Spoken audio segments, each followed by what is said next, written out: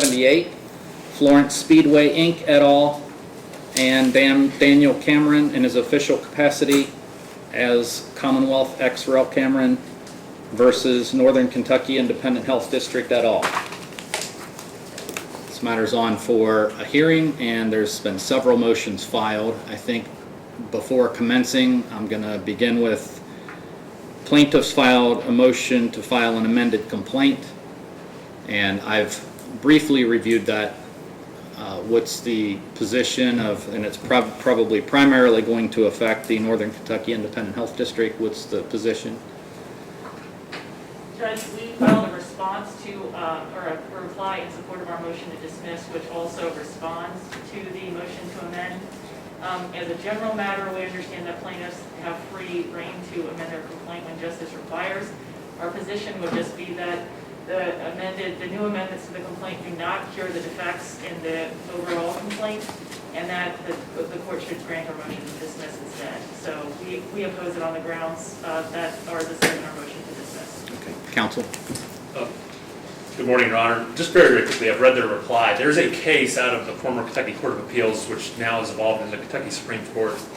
I didn't cite it because the reply came kind of late, and obviously we've not had a chance to respond to it. It's the Warden versus Louisville case. The site on that's 279 Kentucky 712, 131 Southwest 2nd 923. That case deals with who's a proper party. And who's a proper party in connection with when you've got state enforcement and local enforcement of a statute.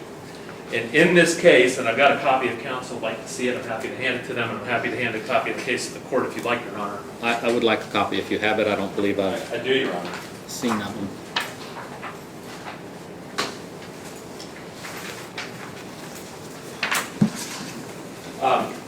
And Your Honor, in that case, they're very, very clear about the authority to enforce, who's enforcing, who has the authority to enforce statutorily.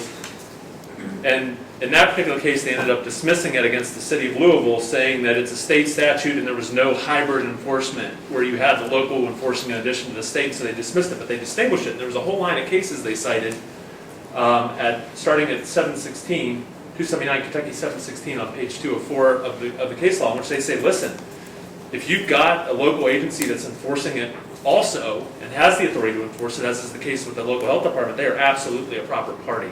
That's the case here. They have the authority. The court's actually going to see some evidence this morning, not simply of the communications with the health department, but actually closure orders that they've issued against other businesses enforcing these orders. We're going to put that proof on this morning. They are absolutely a proper party in this case. The motion to dismiss standard, Your Honor, as you're aware, is a very, very flexible one. It's notice pleading. All facts are taken as true. All inferences are drawn in favor of the plaintiff. We believe that their motion to dismiss is not appropriate. Okay. All right. Well, leave is to be freely granted to amend a complaint. I'm going to allow the complaint to be amended. I think technically that moots the current pending motion to dismiss. It might be just refiling the same thing or renoticing it, but I believe that it would be improper to consider a motion to dismiss if an amended complaint is recently filed. So that could be represented, as I understand it. Counsel? Judge, it would be our position that even if you amend the complaint, we think our motion to dismiss is still appropriate for consideration. Our argument is that even with the amendment, their claim should be dismissed because we do not have independent authority, even if there is some enforcement action. But beyond that, we think that it's factually incorrect that counsel is representing the things that happened with these three plaintiffs constitutes enforcement. So we would say that the motion to dismiss should still be heard. Obviously, it's within the judge's discretion to decide how he wants to proceed with his docket, but it's our position that it's not mooted. Okay. Well, even just based on your reassertion here orally of the motion to dismiss, I'm going to accept that and take it as pending. However, I do want to review the materials on that further, so I'm not going to rule on the motion to dismiss now. Yes? Your Honor, if we could have leave, I'd like to file a short brief on that as well, then, on the amended complaint. Okay. I want to review the authority that was just handed to me, and if you want to file something additional, is that? That's what I would ask for, Judge. Thank you. Okay. So how much time would you want to file I guess you'd be filing an additional response, or have you filed a response yet? Well, Your Honor, I guess they've now reasserted against the new complaint. Right. We're prepared to defend that. As early as next week, we could get a response onto that.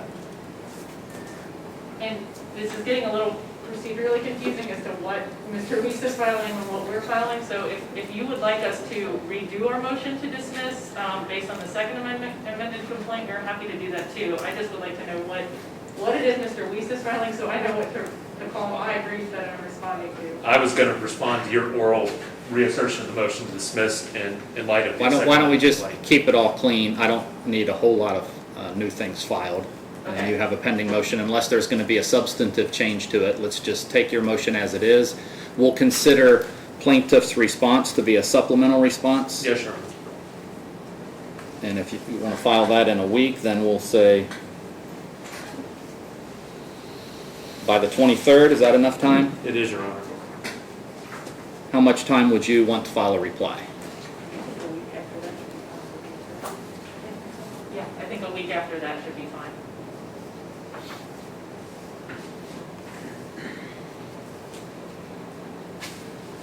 Okay, so then the 30th.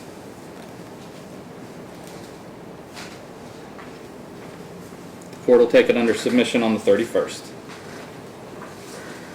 If I need anything further from the parties, I'll let you know. Okay. The next item I think that should be raised is there's a motion to quash subpoenas filed by defendants, I believe, the executive, governor, and some of the agencies. Yes, Your Honor. My name is Florence Speedway. I'm the Chief Deputy General Counsel of the Governor's Office. I'm joined by Deputy General Counsel of Federal Payne and the General Counsel for the Governor, Tasha Wagner. Amy Covich, who is the General Counsel for the Kentucky Labor Cabinet, is here as well. She filed the response and will be arguing the response. Okay. And so I've not seen the subpoenas. Who all issued subpoenas that are at issue? Your Honor, Barry Dunn, Deputy Attorney General for the Commonwealth. With me are Chad Meredith, Solicitor General, and Victor Maddox, Assistant Deputy Attorney General. Okay. Your Honor, the Attorney General's office issued 4 subpoenas. Notice of the intent to issue the subpoenas was given on Tuesday. Yesterday, the subpoenas were served officially. Those subpoenas are identical in kind. They were issued to the Education and Workforce Development Cabinet, to the Labor Cabinet. They were issued to the Office of the Governor, and there's a 4th one, and I'll get that one for you in a second. They were all identical, and we stated in the subpoena, we don't care from where the witness comes. It's all the same subject matter, so we're not getting into the weeds and saying one person from each agency. What we are saying instead is send someone here who can testify as to a variety of unemployment insurance matters that have arisen over the course of the past 4 months. On a daily basis, it appears that the governor likes to address unemployment insurance. I think that there have been several moves over the past 4 months that I think make it pretty clear that anyone in the administration should be pretty up to date on the unemployment insurance matters. The governor personally signed an order that transferred the administration of unemployment insurance benefits from the cabinet that's overseen by the lieutenant governor to the labor cabinet. As well, the governor has testified as to what he believes are the perceived inadequacies of unemployment insurance software and other things. We were asking for information related to the number of unemployment insurance claims that have been submitted, from where they've been submitted, by what industries, what's the reasons for delays, how are the claims processed, all of those things. If the governor of Kentucky is going to shut down the entire economy and put 40-some% of Kentuckians out of work, we think it's only fair that we know what happens as a backstop for those individuals.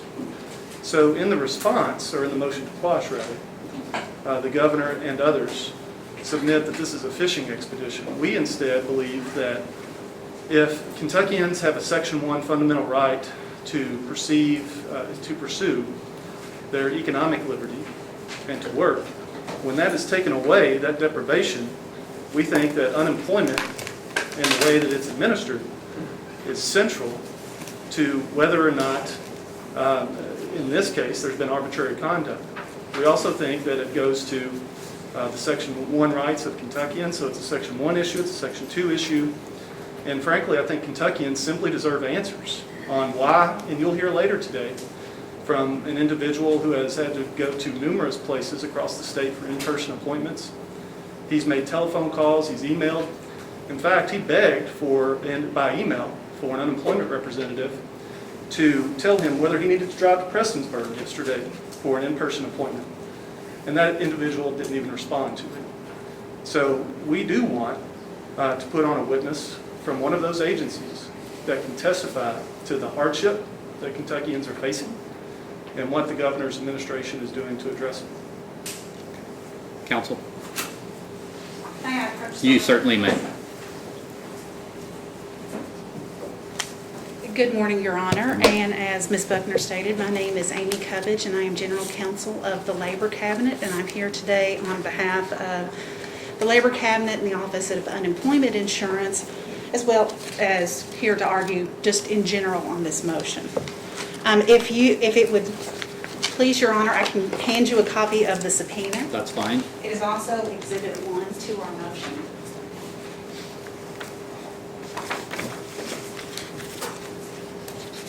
And just to state briefly with regard to the timing, counsel who had entered appearances in the case received notice on Tuesday evening that there was an intent to serve this subpoena. And we were formally served yesterday morning through the Attorney General's office. It is my understanding that this hearing has been scheduled for a full 2 weeks, and yet we were only given notice of this subpoena officially yesterday, an informal notice only about 36 hours before the hearing. If you look at Exhibit A, you will see that there is several topics upon which a 30026 representative has been requested. I know I don't have to explain the civil rules to Your Honor, but obviously 30026 imposes some obligations beyond the normal obligations of a fact witness. So we were in the position of having to find someone to testify about all of these topics to the extent the information even exists in about a 24-hour period. That even begs the question of whether this information is relevant to the claims that are being asserted today. While the discovery rules would apply and bootstrap into Rule 45 for a protective order, we are bound here by Rule 401 and 402 since we are seeking testimony at a hearing. Furthermore, we're bound by the pleadings and the stated claims in front of Your Honor, not random assertions or motions. And here, the pleadings make very particularized claims that public health orders lacked statutory or constitutional authority for their issuance. And I believe there is now an amended complaint and amended motions for injunctive relief regarding an E-reg that was filed for the mask order. Again, that is supported by public health statutes, Chapter 39A, emergency powers, no mention in a single pleading or motion of unemployment insurance, inadequacies in the unemployment insurance system. So, the first bare issue is this testimony does not meet the legal standard for admissible evidence under Rules 401 and 402. But even going beyond that, as I stated, we are in a position where we have been required to bring a witness here who we have present, but a witness here to testify on very detailed information that was difficult to pull together. It will be imperfect today on 24 hours notice. It is fundamentally unfair to expect my cabinet secretary to come here and testify as a representative under 3002 without proper notice. 24 hours is not proper notice. In particular, we have cited cases in here where a 3-day notice was insufficient and even a 20-day time period has been insufficient. Those cases are cited in our motion. So we respectfully request that you quash this subpoena for testimony. I appreciate you hearing this at the beginning so we have some clarity, but this is simply not relevant to the issues that are before you today. It is surprise. If there is discovery that needs to be developed, later in the case when you are hearing the underlying claim. That is one thing, but we are here on motions in which unemployment insurance has literally never been asserted. Even in the Attorney General's motion that was filed late last night for a preliminary injunction motion, zero mention of unemployment insurance, yet we have been requested to appear here today on 24 hours notice. For that reason, we request you to quash the subpoena. Okay. All Do you right. have any questions? I don't. I am not unsympathetic to lack of notice. It's why I put off a hearing for today to allow defendants adequate time to respond to claims addressed by the Commonwealth ex-rel Cameron. And so I always want people to have adequate time to respond. I do think that the subpoenas are relevant. If for no other reason, I think a large body of the defendant's responses is that the actions that are complained of are necessary and that great harm could come from suspending or enjoining the orders that were issued. Part and parcel with that is the shutdown of the economy and the potential loss of jobs, and I think the unemployment question is one that goes directly to the heart of the issue, because on the one hand there's medical studies and statements being presented to justify the actions. On the other hand, there is an unknown as to what the ramifications are to the community or to the state with regard to these lockdowns and shutdowns. So I think it's certainly relevant. I'm not unsympathetic to the ability to have everything prepared for testimony within 24 hours, and I guess what I would say to that is, depending upon how the testimony goes, I can address objections and things like that as they come. Someone can't produce something that they're not physically able to obtain. So we can address that as it comes, but I'm going to deny the motions to quash. Okay. Your Honor, if it may please You may. may I have a written order on that? Because we I would will. like to take an immediate appeal, as is our right under case law, since we are a third party. Okay. I will get a written order. How soon do you need it?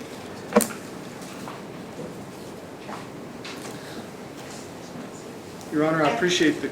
As Ma'am. soon as Your Honor can possibly give us one, it would be appreciated. Okay, I will get you one before, I will endeavor to get you one before we adjourn today. Thank you, Your Honor. You're welcome.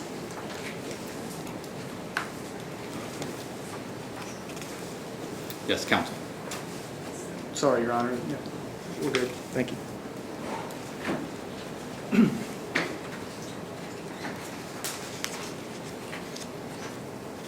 Okay. There's also a motion filed by the Attorney General for an injunction, and I believe my cursory review of that is that it essentially recites the same issues and same law that was argued in the motion for temporary restraining order. Is that correct? Your Honor, there is a lot of repetitiveness to it. There are a couple of places where we add some additional meat on the bone, so to speak, particularly as it relates to due process and local control over emergencies. Your Honor's order previously stated that our motion for TRO would be considered a motion for a temporary injunction, just to cover our bases. We wanted to make sure we were protected on appeal if an issue ever arose, so we did file something with a few additional comments last night. Okay, fair enough. There's also a motion by the defendants, the governor, and agencies to dismiss, or in the alternative to take as summary judgment. Yes, Your Honor, that is correct. We filed yesterday.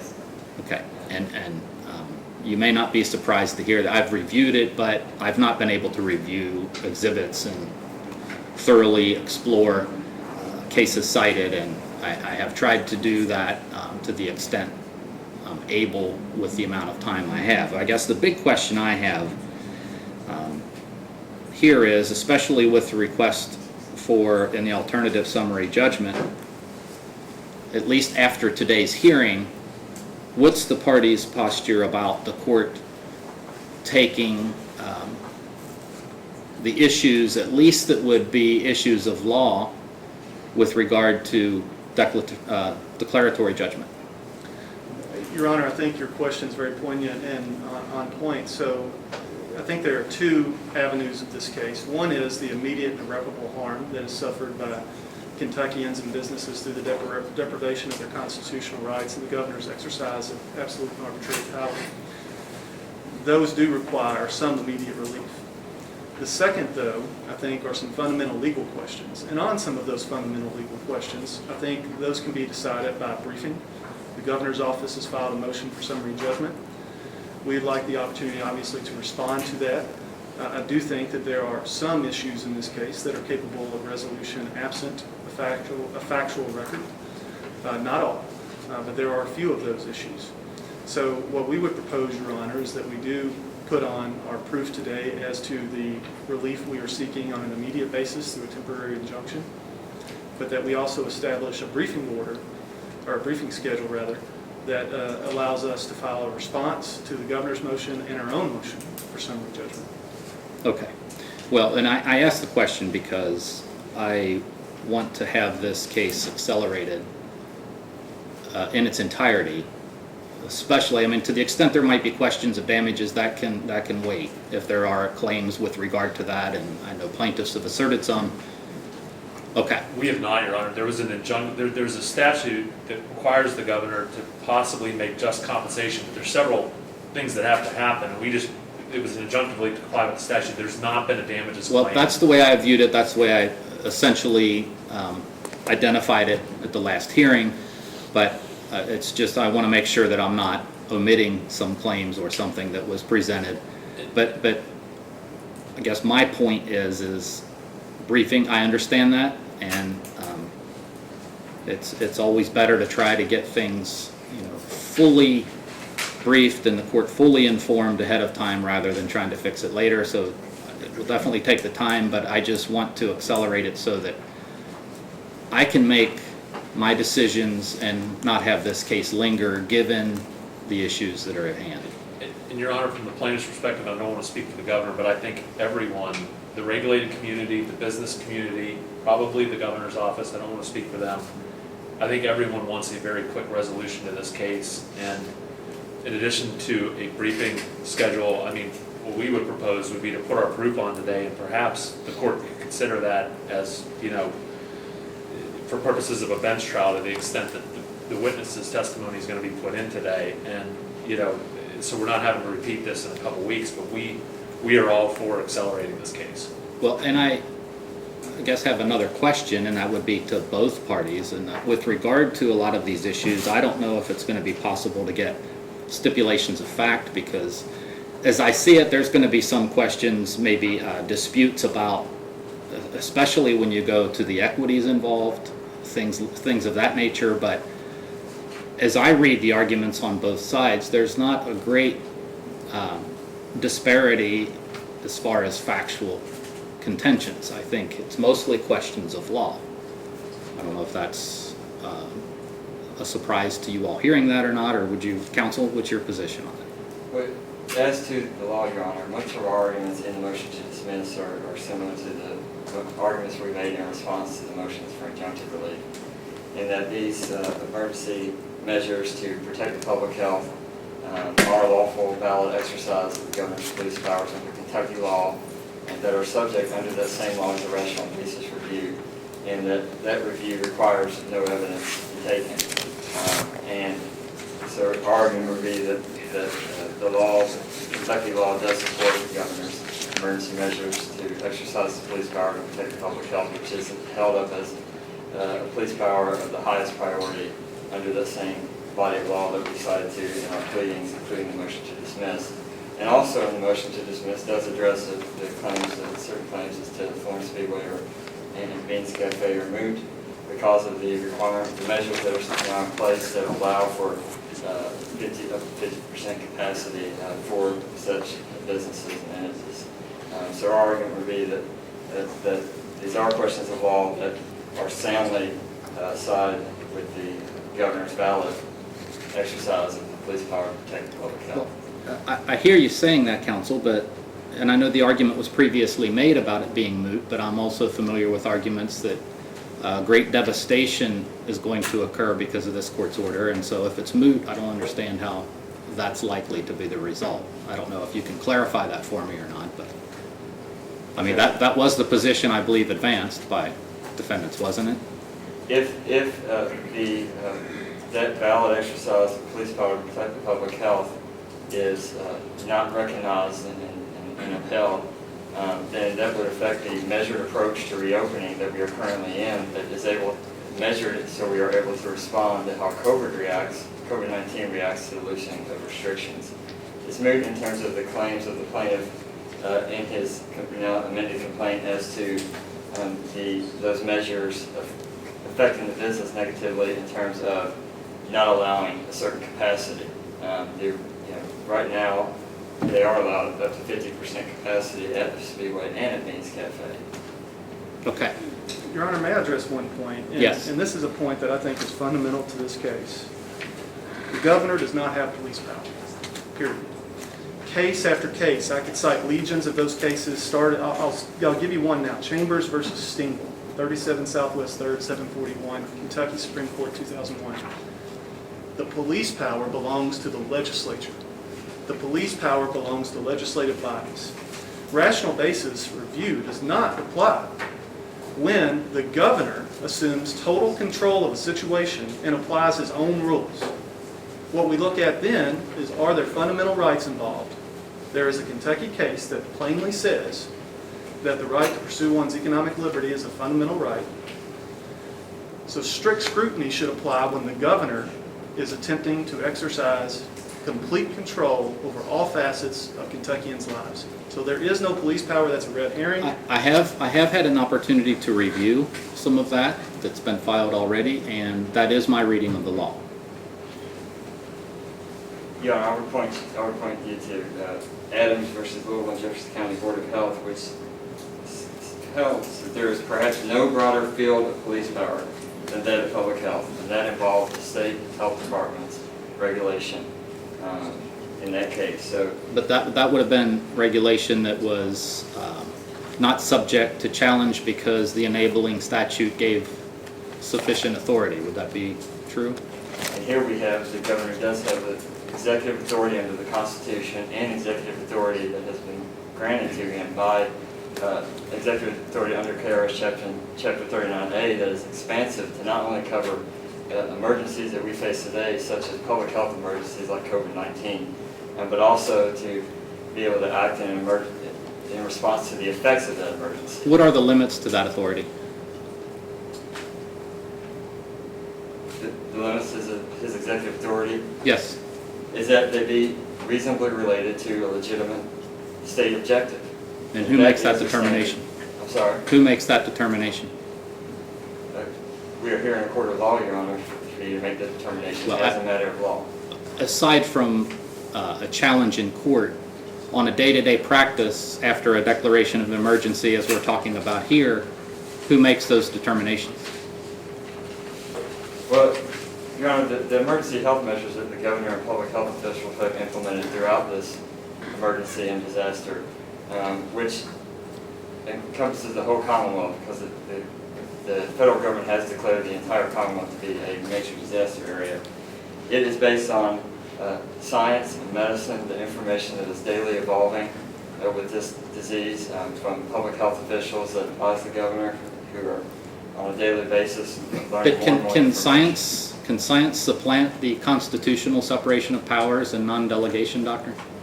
Your Honor, the non-delegation doctrine simply does not apply in this case because this is executive authority under 39A that has been broad executive authority that the General Assembly has provided to the governor to act in response to emergencies and disasters under 39A. Your Honor, the issue, though, is that it's not all executive authority. It's not what? I'm sorry. It's not all executive authority that has been exercised. The governor has suspended statutes. The governor has created his own laws. I'm not sure that anyone could argue that the governor hasn't assumed lawmaking authority when he has told people that certain businesses cannot operate, when he has shut down entire sectors of our economy, when he's ordered folks to do a variety of things from having temperature checks. And again, I'm not arguing that some of those things aren't necessary, but there's a way to do it. And 39A, your question a second ago, what's the limit? We are yet to receive a satisfactory answer to that question, and the people of Kentucky deserve it. There is not an answer, and I'll give you an example. The governor has shut down child care centers, he's shut down restaurants, he's shut down everything in the service industry. 39A 100 sub 1 allows the governor to limit the sale of goods. Nowhere does it say services. So that is but one area where the governor has exceeded powers. He's even established fines in his most recent face mask order. So I don't think that we can say that it's all executive power. He's assumed lawmaking powers, and so non-delegation is squarely at issue. And, Your Honor, just very, very quickly, we've got some case law. We want to respond and brief this issue. I know that, there's some other issues that we want to brief. The South Bay decision that by Chief Justice Roberts, a single justice concurrence that they tout as a Supreme Court opinion when it is anything but. We want to brief these issues because Well, I don't mean to cut you off, but I don't know that I need that issue briefed. Okay. I think that issue is very clear. I think South Bay, what's been pointed at, and I know defendants, I think, rely heavily on that, if not primarily on that. But South Bay is a statement by one justice of the U.S. Supreme Court that no one else joined. That's one issue. Second issue with South Bay, as I read it, is that it affects something involving two other states that are not necessarily the same here. The third issue with it is it's a federal court making a determination whether or not they're going to grant relief to states based on actions taken within those states, probably under Article 4, Section 4 of the U.S. Constitution. And they decided that they were not going to make a declaration, at least at that stage, they were not going to enter a restraining order at that stage that would say this violates the minimum limits of rights that are protected by the federal Constitution. That's effectively what that decision does. So even if that decision would have ruled, instead of saying we're not going to touch it, instead if they would have just denied it and said it's not appropriate, even if they would have said it's the governor and those states are the states are within their full authority to do what they did, that doesn't change the analysis here, because I think it's very well settled that states' constitutions can provide greater powers than the federal Constitution. And so there's a separate analysis there in any event as I see it. So unless, you can brief it. I don't know that it needs to be. I think I fully get that, and I think it's both sides have addressed those arguments. And so I don't want to overstress the floor in the clerk's office with filings that don't need to be filed. And Your Honor, we do want to respond. There are cases under the Kentucky Constitution from the Kentucky Supreme Court. We've not fully briefed it all, but it suggests that there is not this unfettered, everything goes attitude. And while even in cases where the legislature is legislating, even in cases where the legislature acts, what the court suggests is there's a whole wide range of what the government can do to protect public health. But what they cannot do is destroy businesses. You cannot go so far as to take and destroy lawful businesses. And we're not dealing here with gambling halls. We're not dealing here, not to be a little bit uncouth with... I think we're getting a little bit off of the topic. But, Your Honor, we want to brief those issues because I think they're relevant here and we want to respond to them. Okay. And fair enough. I think that answers my question about, how much time. What I'd recommend is that at the end of today's hearing, we set briefing schedules for what needs to be briefed, because by then it may be different than what you're perceiving now. And I probably should have started here with appearances of counsel, and I apologize. I know that some of you have made appearances, but let's go ahead and do that. And if you would start at, plaintiff's table. Your Honor, Christopher Weiss and Thomas Bruns for the plans. Your Honor, Barry Dunn. With me are Chad Meredith and Victor Maddox. We also have a summer clerk, Sam Weaver. Thank you. Your Honor, Travis Mayo for the governor. I'm joined by Natasha Wagner, General Counsel to the governor, and Taylor Payne, Deputy General Counsel to the governor, and Wesley Duke, the General Counsel for the Cabinet Health and Family Resources. Thank you. I'm Claire Parsons, and I'm joined by Olivia Amlong for the defendant, Northern Kentucky Independent District Health Department. Okay, thank you. Mr. Mayo, I have a question concerning the argument we were just recently on, and that is, with regard to the contention that you've expressed here that the governor is not engaging in broader powers than what would fall under the executive branch under the declaration of emergency and the various challenged orders that are at issue here, I read the response, at least the response to plaintiff's motion, to not only, I guess, concede or admit that, but state that those actions are necessary in the current environment. So if there's a dispute that he's legislating, for example, with regard to some of these orders, I'd want to hear it. Again, we believe he's exercising his executive authority under the Constitution and the authority granted under 39A. We also believe that, that plaintiff, the Attorney General has not cited any statute that the governor has allegedly suspended in violation of the law. And if I could, Your Honor, just briefly touch back on where we ended with plaintiff's counsel and the significance of South Bay, is that Chief Justice Roberts, in that concurring opinion, did rely on Jacobson, which is long-standing law applying to public health emergencies. But even under Jacobson, isn't it true that a state can provide greater rights and protections to the people of their state than is recognized in Jacobson, which I think was decided in 1904? It was decided in 1904, Your Honor. What Jacobson holds, Your Honor, is that shows that the decisions that are made in such a public health emergency must be left to those on the ground, those elected officials who are... Well, it must be left to the states. And if the state constitution provides greater protections and greater rights than what the federal judges in Jacobson said was the minimum, then the states may do so. Isn't that correct?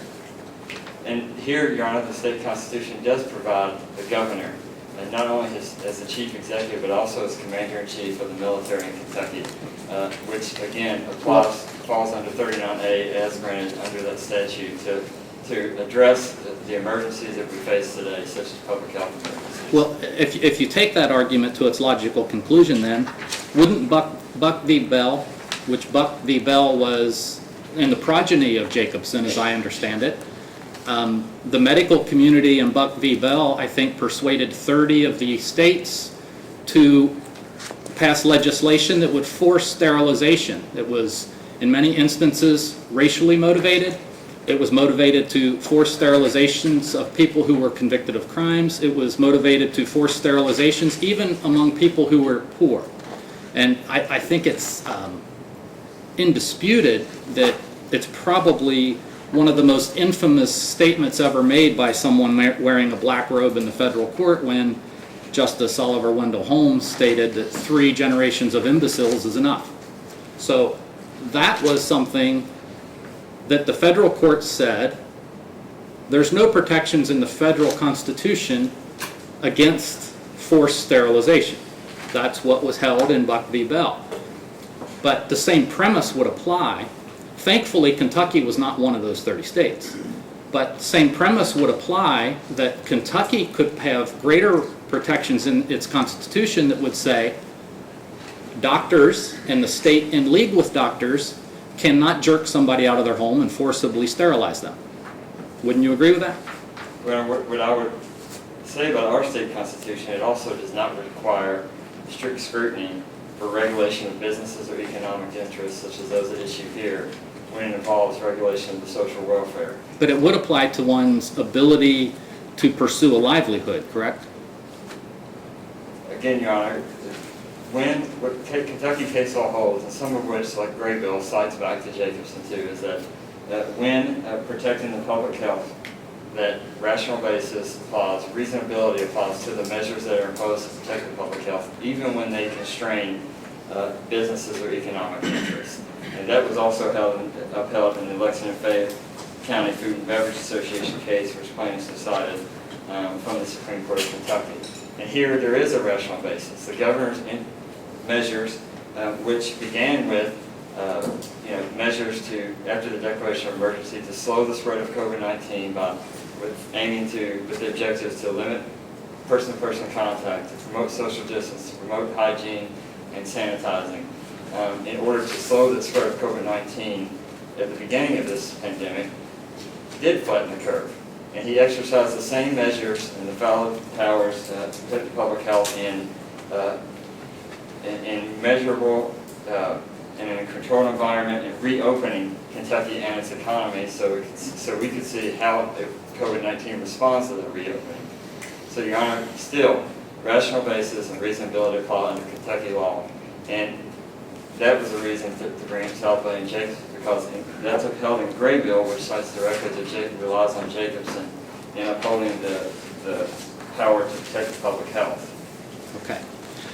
Counsel. Just a couple of quick points, Your Honor. First of all, it's neither rational basis nor strict scrutiny that applies to the non-delegation doctrine. Something's either legal or it's not. So we don't have to worry about that. Just to get over the hump, just to create a record, counsel said that we've never cited to anything that's been suspended. I think it's pretty clear the governor suspended a lot of laws, but just to read into the record. March 25th, 2020, Kerry Harvey, Secretary of the Public Protection Cabinet, effective immediately, all charitable gaming activity conducted by charitable organizations exempt from licensure pursuant to KRS 238-535 shall be suspended. I could read the same thing with respect to an ABC order that says, notwithstanding the provisions of KRS 244-480 or any local ordinance to the contrary, basically you can deliver alcohol, etc., or serve alcohol. So that too is a red herring. Your Honor is directly on point with your question. What are the limits? States may provide greater protections to their people. And we know, and I don't even have to cite a case for the proposition that Kentucky has the strongest separation of powers in the country, period. Period. And I don't even think the governor's office would dispute that. What we really need to do here, much of what needs to be done, I think, in this case, is to figure out what are the legitimate exercises of powers in an emergency and what aren't. And it's unfortunate that that's happening right now, but I think that 4.5 million Kentuckians deserve that answer. Whether now, when you're out of work, when you can't pay your bills, when you're dipping into your savings, when our opioid overdose rates are up, I think Kentuckians deserve answers on what the governor can and can't do. But more, just as importantly, how much of this power is in people like Dr. Stack or Secretary Friedlander. If there are some simple things that are done here, some simple things, a lot of the problems that we've identified could be solved. There are powers beyond 39A. The problem, though, is that the governor is using 39A to say, I declare the emergency, I say what the emergency is, and I say when it's over, nobody get in my way. That's the problem. That's the non-delegation problem. That's the absolute and arbitrary power problem. There are other ways to deal with these outbreaks.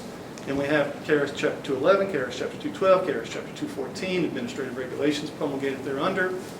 Maybe there's some challenges there, but they're certainly not to the same level of one person saying, I get to decide everything. Mr. Dunn, before you sit back down, I guess I have a question, and then I think we need to probably move on to the hearing. But this question probably goes more to the request for declaratory judgment than it does for the motion for temporary injunction. But courts are instructed to reserve or not tackle constitutional questions unless absolutely necessary. And you make alternate arguments. One of the arguments is that defendants have violated Chapter 39A by failing to get certification by local governments and also by failing to precisely identify what is the emergency and when the emergency will end. But you've also made arguments that 39A is broad and does not sufficiently define powers, which I guess raises a question in my mind as to how can a governor be specific if it is that broad. And there's no time limits, and that it also violates the Bill of Rights and, et cetera, so non-delegation doctrine. So my question is with regard to the obligation to try to dispose of a case without touching constitutional issues as courts are directed, and just resolve it on statutory means, can the claims or can the issues or remedies to the issues you raised be limited to the statutory question that you pose? Your Honor, there is a threshold question about whether the governor's 39A powers have been properly invoked. We do believe that the emergency powers, the whole emergency management function from 39A to 39F envisions a major role for local governments. We have cited the definition of emergency in 39A020 and how it itself requires that a local emergency management agency essentially certify that the response is beyond their capabilities. But I don't think we even just have to look at that. In our motion filed last night, we submitted a page, it's page 215 of the State Emergency Operations Plan. And this one is important because it's the one, this particular one is found in the section of the Emergency Operations Plan for ESF 8, which is Public Health Emergencies. Emergency Support Function 8, Health and Medical Services. And in that, on page 173, it says assumptions. The following assumptions have been made in the development of this annex. Local agencies will contact the DPH or KYEM, Kentucky Emergency Management, if state-level public health and medical support is required. We attached a flow chart from page 215. At the bottom of that flow chart, event disaster occurs. Local ESF 8 resources are overwhelmed or expected to be exhausted. The flow chart goes up. There's a question about whether ESF 8 resource request is filled by the state. We think that when you read 39A, B, all of those in total, local officials do need to request that help. This is a tricky subject. I am not here to say that every county in Kentucky has the epidemiology, however you say that word, Dr. Stackelman, has the ability to do all the things they need to do in this coronavirus. I don't challenge that. I just ask that we properly invoke the powers. If there is a flood today in Boone County, are we going to declare an emergency in Fulton County? Are we going to declare one in Pike County? We need to tailor the response. So, Your Honor, out of our office, we've given great thought to whether there's a way to make 39A kind of harmonized so that you can tackle the problem at hand. Where is the emergency? What is it? Who needs help? What kind of help do they need?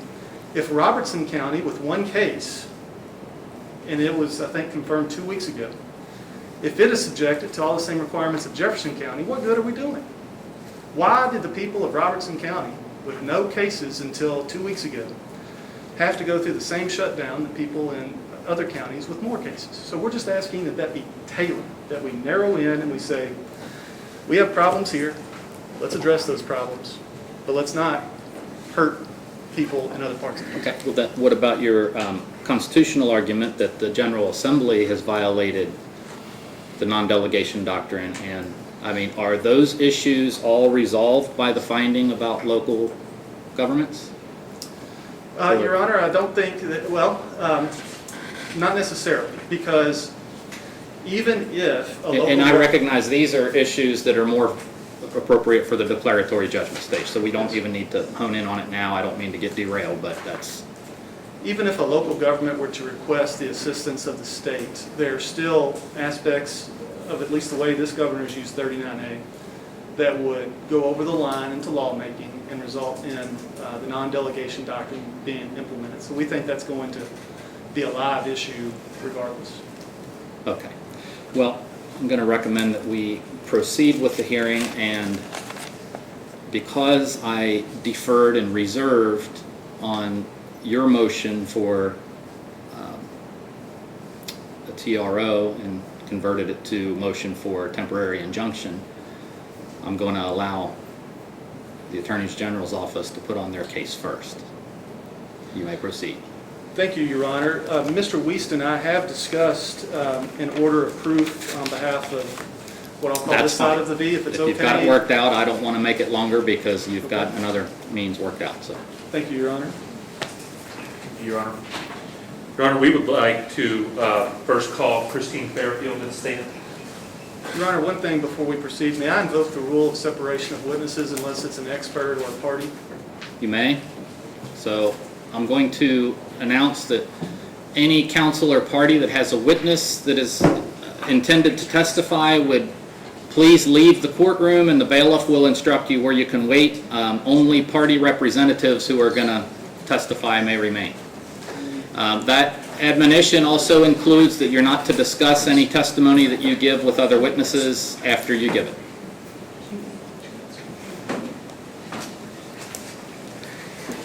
I'm sorry, what was the name of the first witness? Christine Fairfield, Your Honor, she's the owner of one of the plaintiff businesses. The court calls Christine Fairfield. I'm going to give an exhibit book to the defendants. Do we have extras? Yes, is the answer. Before being seated, please face the court. That's where you will sit, yes. And raise your right hand. Do you swear or affirm that the testimony you're about to give will be the truth, so help you God? I do. Thank you. Please be seated. One moment, Your Honor, we're going to get exhibit books together for the court, the witness, and the other parties.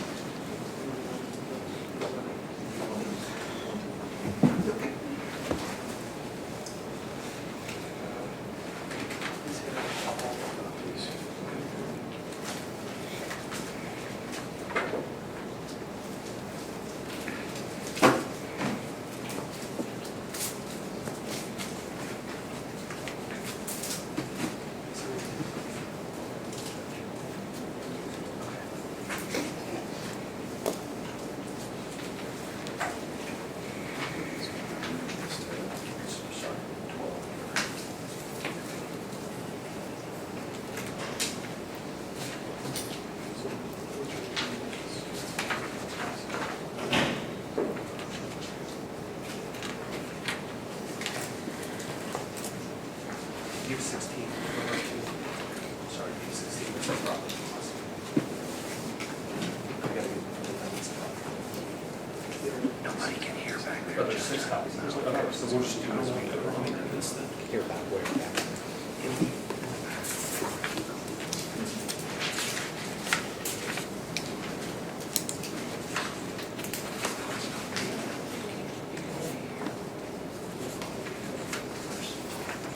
You know what, I'll just do it as we go. It's probably the easiest way to do this. Your Honor, do you want us to mark the exhibits that we hand the witness, or how would you prefer that we do so? I would recommend you mark them and just follow the same marking convention. It doesn't matter to me if it's exhibit 1, 2, or 3, but Okay. if you need stickers, I could probably get you stickers We have from the some. clerk. Thank you. All right. Good morning, ma'am. I'm gonna, and you can too if you would like to remove that because you're more than 6 feet from anyone to clearly testify. Can you state your name for the record? Christine Fairfield? And are you the owner of a business? Yes. And what's the name of the business? Little Links to Learning, And what is Little Links to Learning? a child care center And where is that located? in Fort Wright, Kentucky. When did you start operating Little Links to Learning?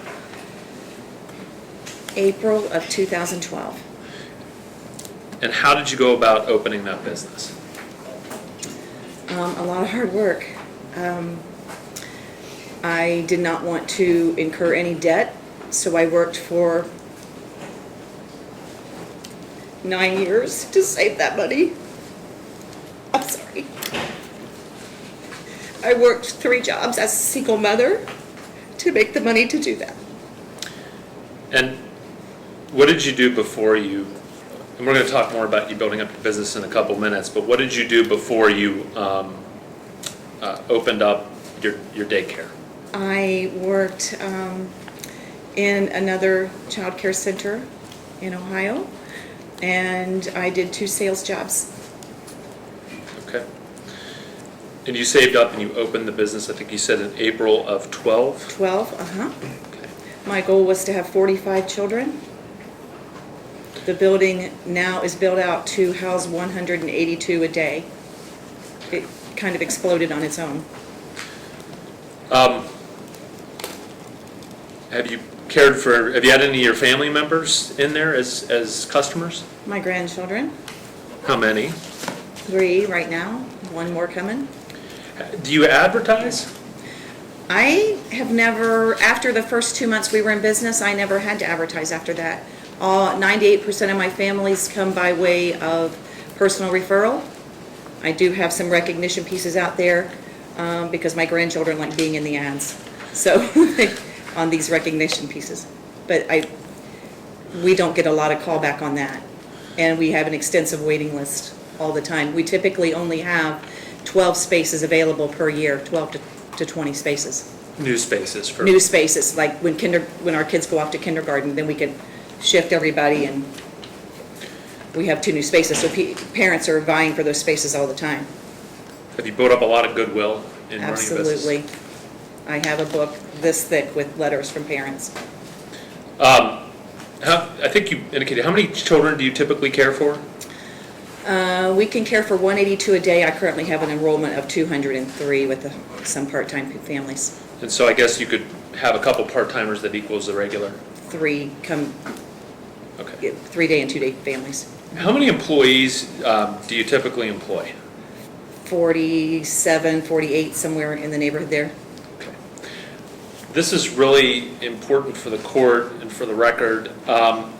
What are child care ratios? Can you explain that? Yes, child care ratios are the number of children that can be with 1 adult.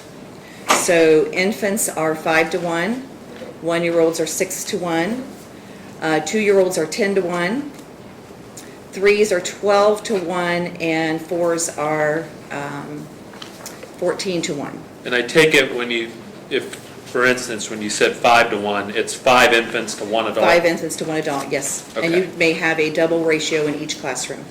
And explain that for the court, because that's Well, a important. double ratio means you can have 2 teachers.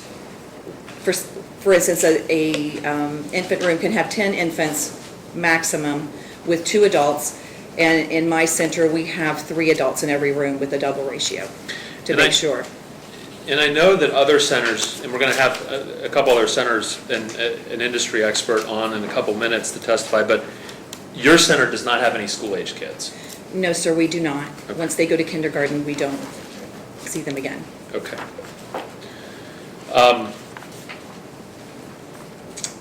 And typically, I know you haven't done it in recent months, but are there additional programs that you put on for the kids?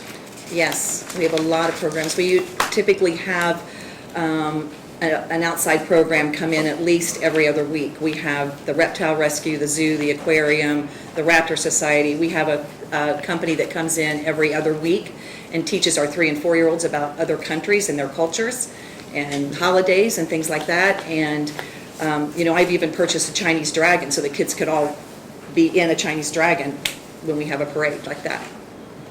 So I'm going to cut to the chase. Coronavirus hits. What happened to your business? They shut us down When?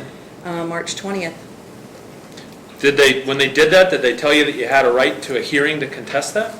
No, Did you have any ability to request a hearing? no, I did not. Let me ask, are any of the children who you care for at your center, children of doctors, nurses, police, essential workers? Yes, we have 38 or 39 frontline frontline worker families. Okay. Any children of medical professionals, physicians? Yes, that's who I'm talking about. Okay, We're very close to a hospital. okay. What hospital are you close to? St. Elizabeth? And you care for the children of some of the doctors there? Yes, we do. You care for the children of any of the nurses there? Yes, we do. X-ray techs, respiratory, we Okay. care for all those. And that's inclusive in the 38 number that you indicated? Yes, 38 families, and some of them have two children, one has 3, but Okay. Talk to me about,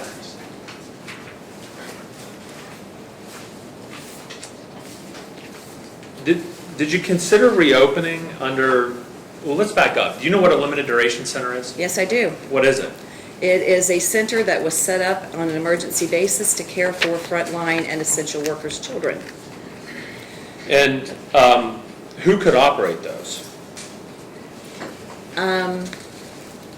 YMCA's apparently, and some centers. We received a call from St. Elizabeth asking us to, if we could remain open as an LDC. And I called the cabinet, and they told me what I needed to do, get a letter from the hospital, whatever. So I called back and I said, I'm going to need that in writing. And they said, get that to us as quick as you can and we'll send it on through. Okay, so then we start preparing to become a limited duration center. And on, Well, hold on real quick. Okay. I'm going to stop you right there. Yes. I'm handing you what I marked as Exhibit 1. Do you recognize this document? Yes, sir. What is it? It's the letter from St. Elizabeth asking us to remain open as an LDC center. Okay. And so say, how did that letter end up getting written? Well, when they called and asked me if we could do that, I called the cabinet and they said it has, you know, we need a letter, we need to see we need a letter from them stating that they want you to remain open and you need to get it to us as quick as you can. Okay. Which we did. And then what happened? And we kept calling. Are we going to be approved? Are we going to be approved? What do we need to do? Do you need any other information from us?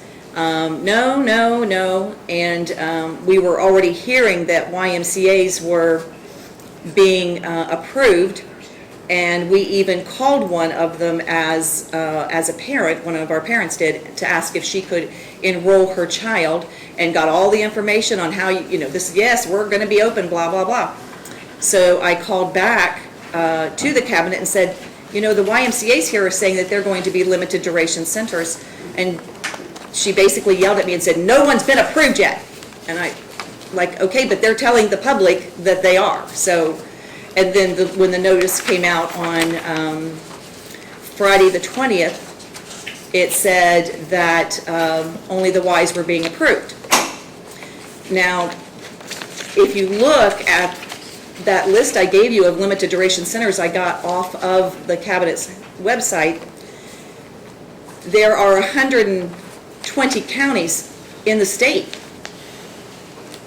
Only 18 counties had limited duration centers, and they all had one except for 3 that had 2. That leaves 89 counties without any child care at all. Did Kenton County have a No. limited duration center? Did Boone County have a limited duration center? No. Neither did Campbell. But I believe the Y in Boone County attempted to do it, but I don't think they ever opened, or if they opened, they closed right away. They're not on the list, but parents were not willing to take their children to a building that they had never been to and drop their kids off at the door with people they didn't know. My parents weren't going to do that. Good parents don't do that. So who was caring for the children of these essential workers at the time? They were relying on teenagers, friends, whoever they could get to help them out. Ma'am, I just handed you Exhibit 2. Do you recognize this document? Yes. What is it? It's an email from Kimberly Bush stating she sent the St. E letter on to Dana Hayes and Katie Engel for approval. Okay. And what, were you able to eventually reopen as a limited duration center or not? No. Okay. So you had to close. So we had to close. What was the parent reaction to closure? Irate, to an extent, not at me, at the fact that we as a center could not remain open as an essential or as a limited duration, because there were so many of them there and we were so close to the hospital. And even if the limited duration centers opened in the Boone County YMCAs, you're talking 13 and 20 miles away, I'm sorry, 12 and 13 miles away from the hospital Okay. versus 2 miles. So the bottom line was essential workers were unable to obtain childcare for their children as a Yes. result of this. And I had parents calling me, crying. Moms were crying that they were going to have to give up their jobs or lose them because they had no one to watch their children. And our insurance does not allow me to send my teachers into the home. So I couldn't help them.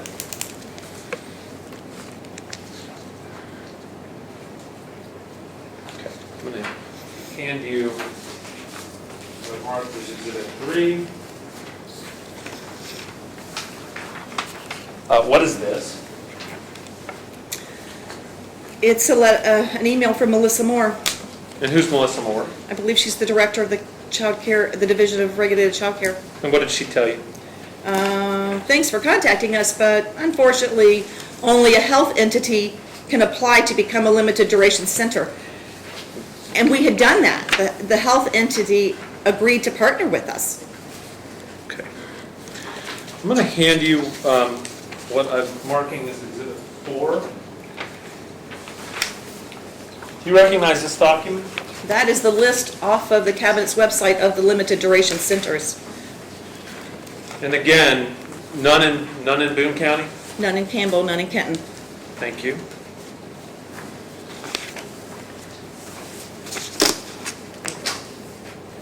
Go ahead to, I'm going to go ahead and, so you're shut down. Were you able to go into your facility to maintain it at first? We received an email a few days, maybe a Hand you week. Exhibit 5. Thank you. This email that came 6 days after closing stating that we were not permitted to enter our facility. At that point, I emailed the cabinet back and I asked them, I said, this doesn't make sense. We have to be able to go in to get the mail, pay the bills, make sure there's no break-ins, make sure there are no water leaks or broken pipes, or there's a lot of things that can happen when you go on vacation, or people who go to Florida for the winter, they don't leave their water turned on, they don't leave, the refrigerators running and things like that. That you have to be able to check on those things. I have freezers in there. If the electric goes out, I lose all that food. And what did the cabinet tell you? Well, after I said that, they came back and said, well, okay, you can go in, but if you send an employee in to do any of those things, you have to be there with them. So, Your Honor, at this point, I'm going to object. We've been going down this road for about 10 minutes. It has nothing to do with the alleged. It has nothing to do with what? It has nothing to do with the allegations in the complaint. Counsel?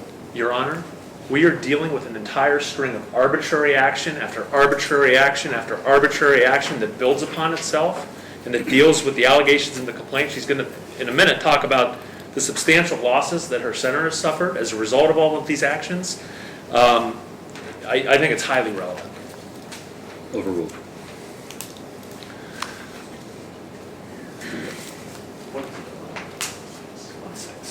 Okay. Okay. Hand you, ma'am, what I'm marking as Exhibit 6. And just to be quick,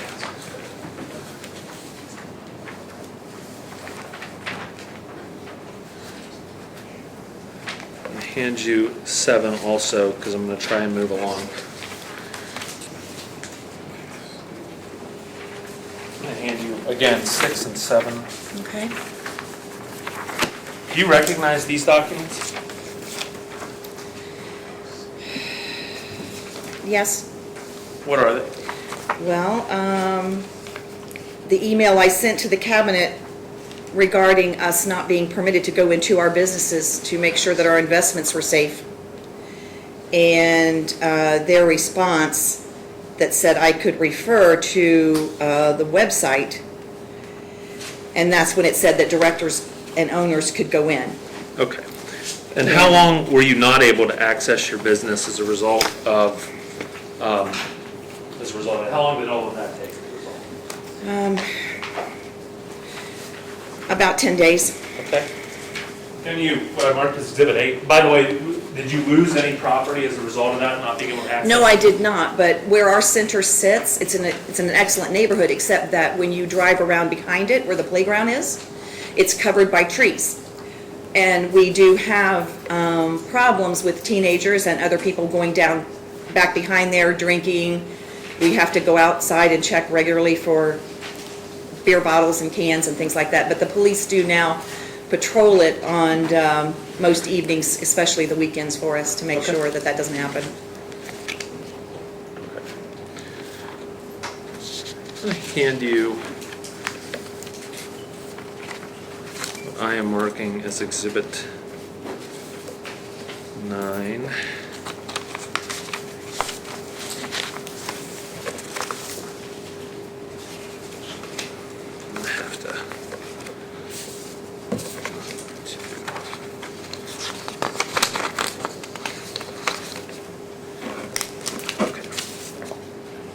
Yeah, I'm going to hand you Exhibit 9.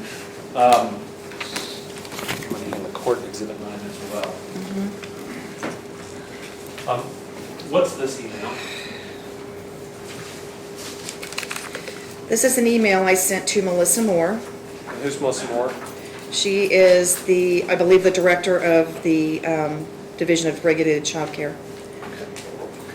And you told them basically that, I think you explained some business losses that you were going to incur. Yes. And then you identified on the second page a number of steps that you were willing to take and have taken to keep the centers sanitary, clean? No, sir. These are steps that we take every single day before this ever happened. Okay. So UV lighting is something you've always done? We've always done that, and it has significantly reduced the number of children becoming ill and my staff Okay. not calling in all the time. And you indicate to the cabinet that if they cut ratios or class sizes, they're going to cause bankruptcy among other issues? Of course, yeah. Okay. Centers operate on a very slim margin. I don't care how big they are. You have a very slim margin. And I pay my staff much more than they would make in other centers. And therefore, I have an even smaller margin to work with. And I want to be able to offer all of these opportunities to my kids, but I can't do it. And now with the losses this year, I probably will not be able to offer those opportunities next year either. And we're going to get into, in a couple of minutes,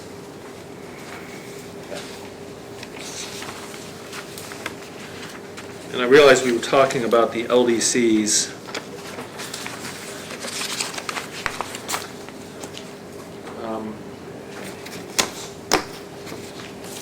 Do you know what this is? That was a letter from Adam Mather, And this is related to limited duration centers? limited duration centers, yes, sir. And again, this is indicating who can have their kids in the limited duration center? Mm-hmm. Okay. I'm sure you're aware of the administrative regulation and the orders that have been issued with respect to daycares right now, right? Yes. Mhm. What are the primary issues for your business related to those? The primary issues are the ratios. If you cut the ratios, the same amount of teachers are still needed because of not gathering them in the morning and not gathering them in the evening. So we still need all that staff. I have all those doctors and nurses and hospital employees. I can't cut my hours and expect them to be able to work around that. Okay. I have to have full hours. And what are the current ratios? The current ratios Under the regulations, assuming Under the new without regulation? the court order, what's the? under the regular regulation is 1 to 5. Let me back up, because that Okay. was a really misleading, or maybe that Okay. was a really bad question. Under the emergency regulation and the orders that the governor has issued, what's the new max group size? They said our max group size would be 10. Okay. And obviously, if the ratio itself is less than that, in other words, if you've got a room at Right. infants, then you defer to the most restrictive. Right. Okay. And why is the 1 to 10 such a problem?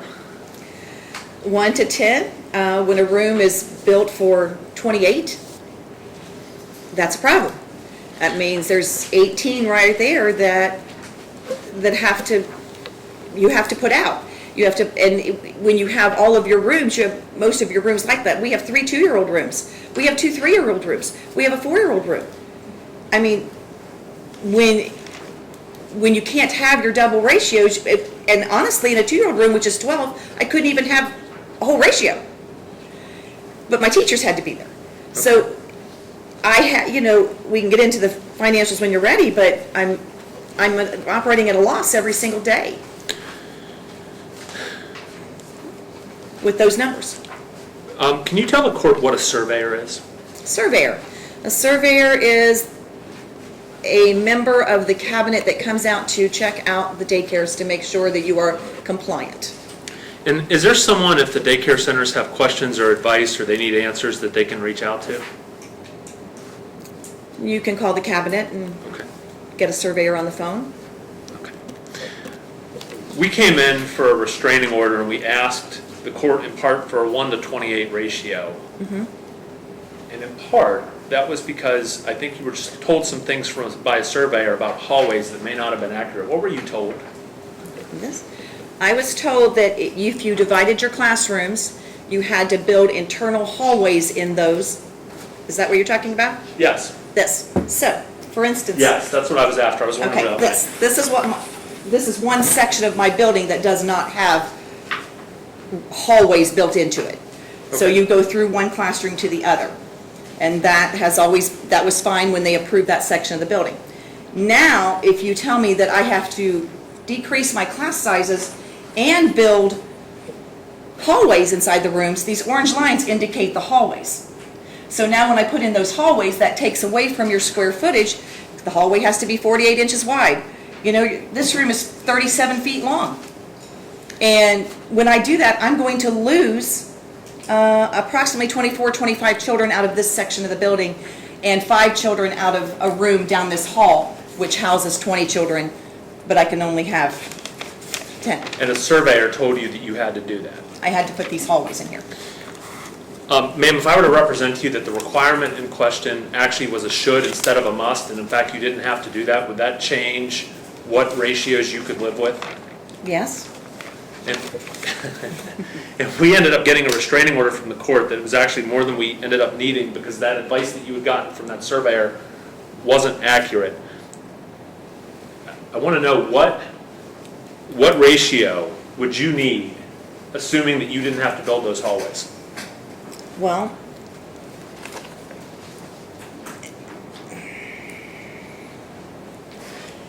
in most of my classrooms, I could handle a regular ratio So one. on each, like I could divide them. So in other words, instead of 1 to 10, because you deal with up to 4-year-olds, 1 to 14 or 1 to 15 is what you could deal with. Yes, And in that event, you would not be losing money necessarily. not too much. That room with the 20 kids in it, I still would have to put 5 out. Okay. But as a result of that, you would be able to stay in business. I could, yes. And without that, and if the cabinet were to retain the 1 to 10, how long can you operate before you're looking at bankruptcy? About 6 weeks.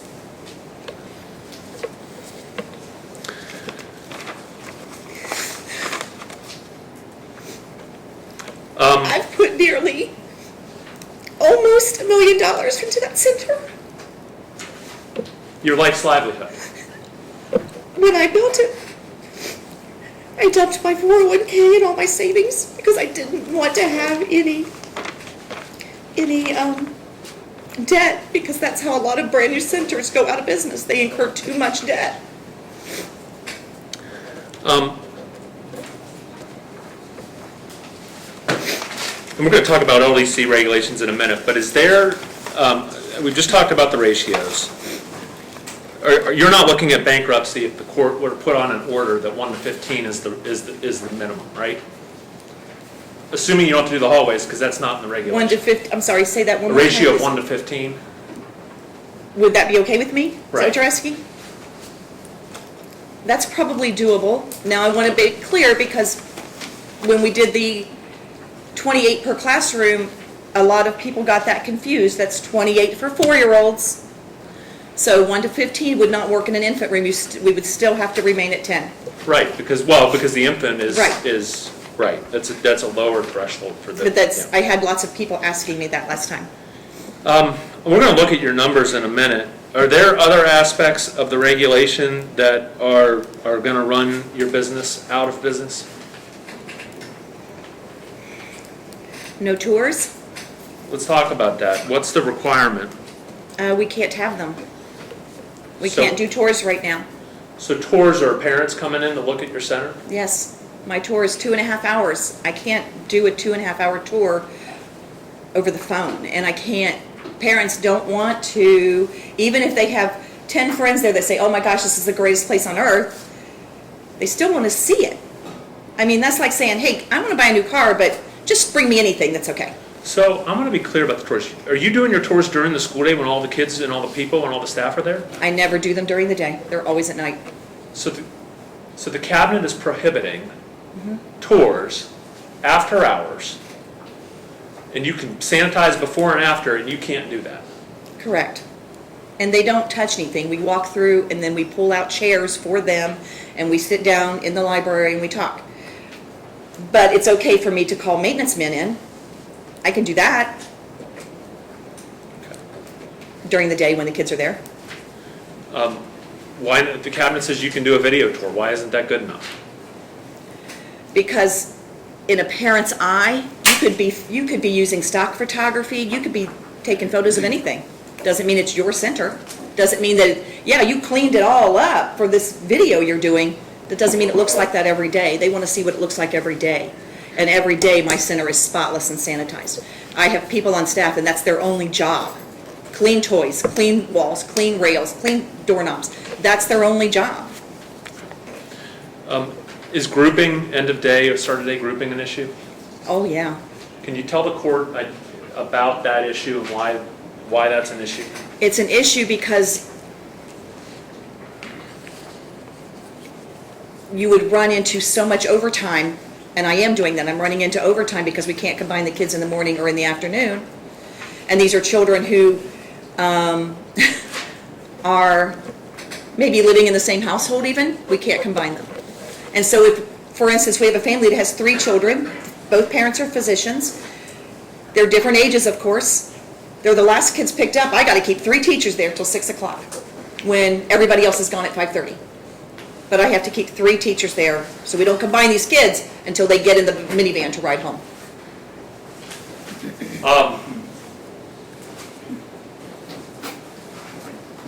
Can you combine families right now? No. No. So even though a brother and sister rides to the center in the morning and rides to the center in the same car next to each other home, you can't combine them for the end of the day? No, sir.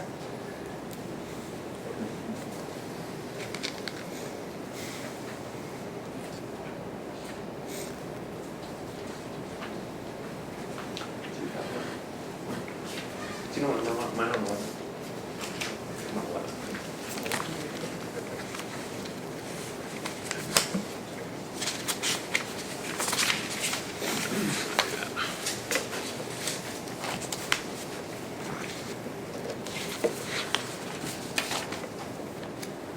Ma'am, I'm going to hand you what I've marked. It's Exhibit 11.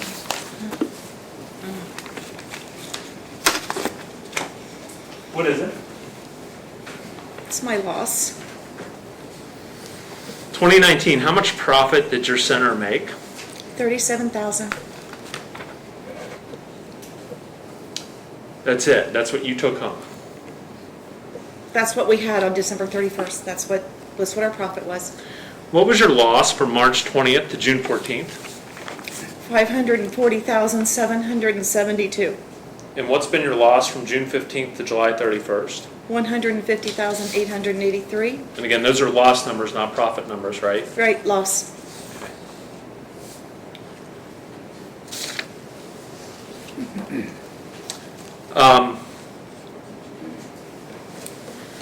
What additional steps have you taken to keep kids safe in the meantime from COVID? Well, we have removed all of the cloth furniture and all of the cloth toys from the center. We are continuing to do the disinfecting that we do every day, which meets the requirements that they put out for the emergency regulations. The staff is all wearing masks. temps are being done. I have no problem with doing that, if that's what is believed necessary. I do have, our children are screaming all day long. Every Monday, it's Manic Monday. They scream all day long. They have to get used to, and when some of these kids came back from this on June 15th, they were aged out of their classroom. They had new teachers they didn't know. They were in a classroom they didn't know, and they couldn't see the smiles on the teachers' faces to let them know it was okay.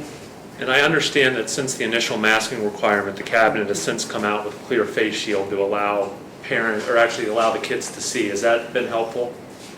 That has been allowed for the infant department. Okay. That's what the notice said that I received. So for the The infants, infants. it's allowed, but for the older kids, they don't get to do that. Okay.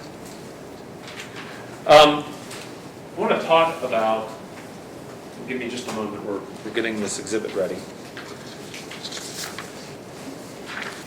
You indicated before that you had parents who were doctors and nurses. Yes, sir.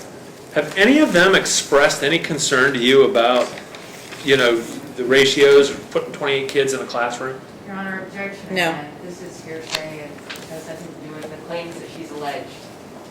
Mr. Least, your response? Your Honor, it's not hearsay. It would be a present sense impression if they had, I'm not asking what the concerns were. I'm asking if they had expressed concern. We're dealing with present sense impression and/or an excited utterance. Okay. Well, if it's not being offered to prove the truth of the matter asserted, she may testify as to what was reported. Have any of parents, doctors, and nurses expressed any concern about higher ratios to you? No, they have not. Or group combining at the beginning or the end of the day? No, they have not. I'm going to show you the two, there we go, yes. I think I'm up to 12.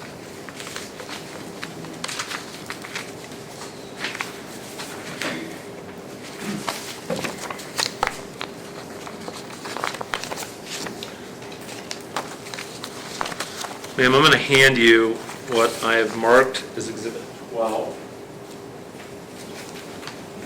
Thank you. Do you know what this is? It's a letter from the Inspector General's office. And do you know specifically what it is? It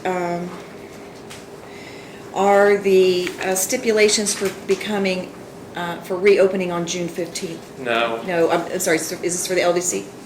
I don't have my glasses, I'm sorry. Please put your glasses. Do you not have it? If you need to look close. I have to look close, okay.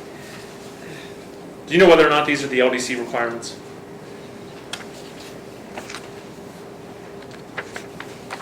This is the LDC requirements, I believe, because it says 30 square feet per child, and normally it's 35 square feet per child is what we have to adhere to. So these are the requirements for the, by the way, are those still in operation around the state, do you know? Oh, yes, till the end of August they can operate. Okay.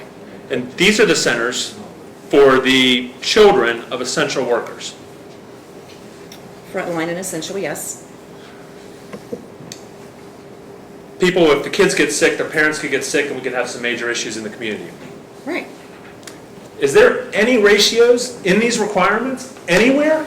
As long as they had 30 square feet per child, they were able to operate without any ratios. So if you had a class or a gymnasium, for instance, at the Y that had 2,250 square feet, they could put 75 children in there from ages 6 weeks to 12 years old in the same room with only 2 caregivers, because every room was only required to have 2 caregivers.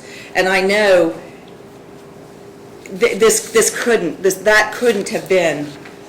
Is there any prohibition on conducting tours in LDC centers? No. Is there any prohibition on end of day or beginning of day group combination for LDC centers? No, there's not. Is there any requirement for people to mask in LDC centers? No. And these centers are, again, the ones that are for the children of critical care workers. Correct. Okay.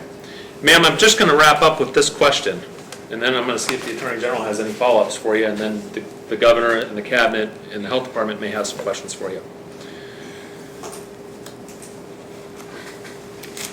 Your business, the one that you've built up from scratch since 2012. If these regulations are not changed or lifted or enjoined, how long can you operate until you go bankrupt? 6 weeks, maybe? And Maybe. you've lost your entire business's goodwill at that point, Yeah. right? Thank you, Your Honor. I'll tender the witness to the governor, to the Attorney General. You may proceed. If I may approach and just, I'd like to take a look at that. You may. I see you.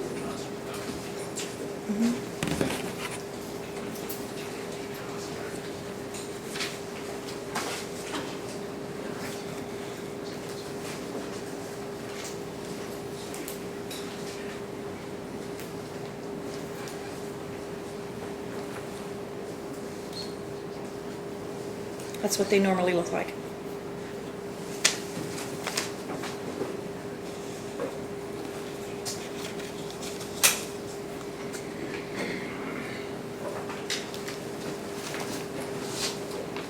Ma'am, my name is Barry Dunn. I just have a few questions, maybe, and if you don't know, it's fine.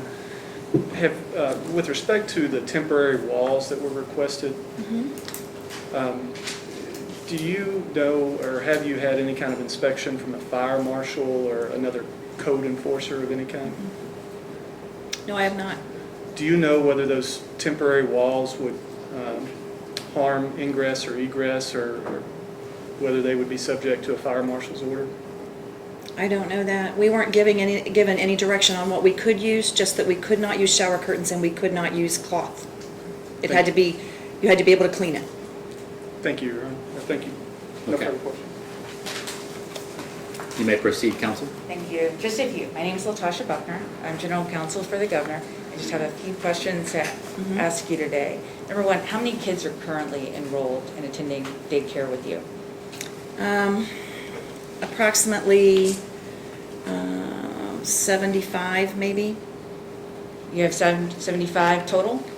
1 to 4-year-olds? I believe so. I didn't pull that number before I left this morning, but Okay. And how many groups are they broken down into?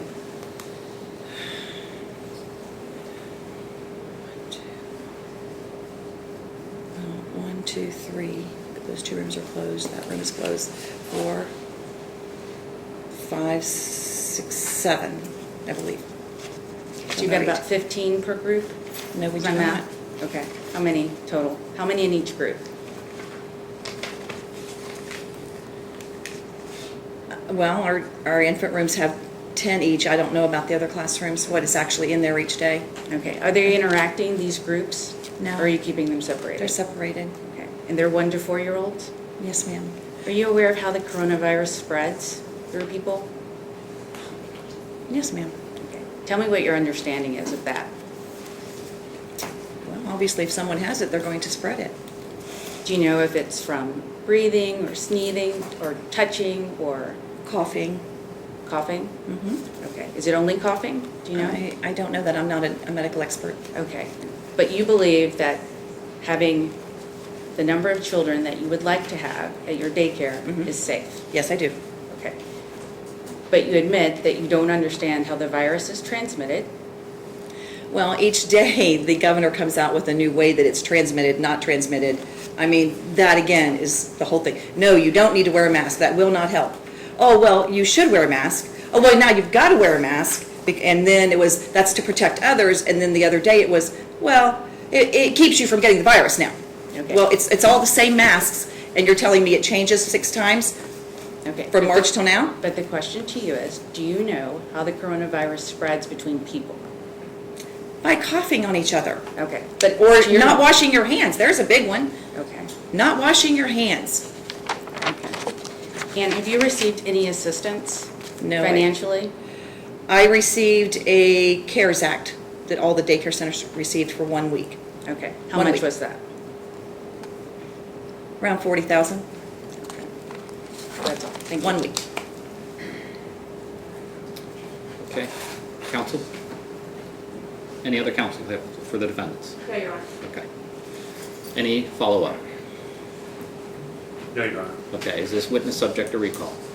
She's a party. I Okay, suppose she's possibly, but- party representative, she can stay. Okay, you may step down. Thank you.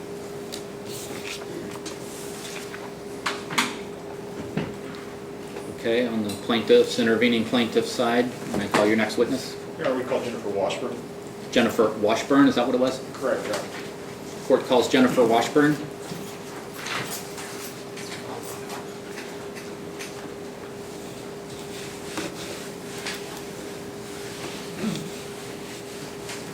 Ed, you have the exhibit sheet.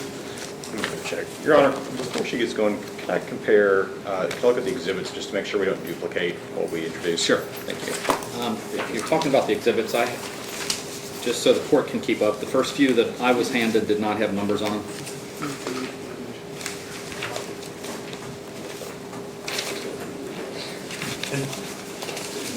These weren't numbered. I think I have them in the order. The bottom should start with the first, as far as I know, but maybe counsel should confirm that. Here's the others that weren't marked.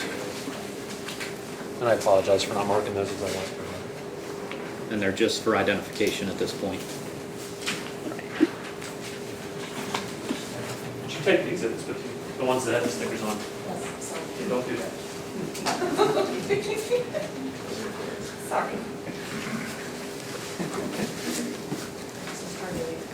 Okay, I've got the originals here.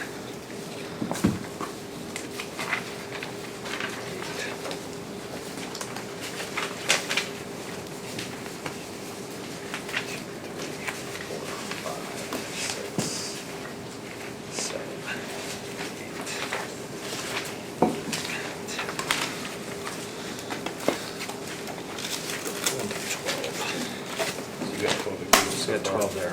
Yeah, I did not do all the emails that we originally planned. Okay. Yes, sir. These real quick. Okay. So we have, these are the courts. Yes, this one. Okay, so we got, this one's one. Okay, got that. This one's two. Attachment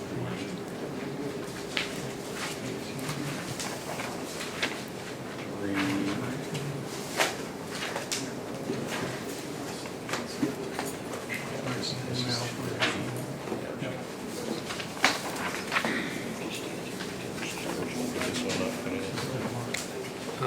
This is four. There's four of those there. There. Okay. I did introduce that. I'm wondering, might have been with number 2. That one, no, this looks like it may have been the LDC. Okay. Do any counsel for the defense want to see any of these exhibits, or need to? And none of these have been introduced, just for identification. And, Your Honor, do you want me to move at the end of all proof for the admission? It's up to counsel. Okay.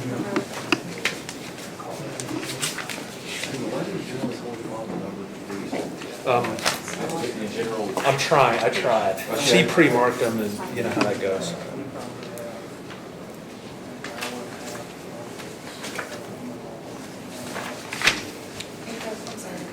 No. We have one in Tennessee. Sorry. Play them when you're first. Okay. Started playing them at some point.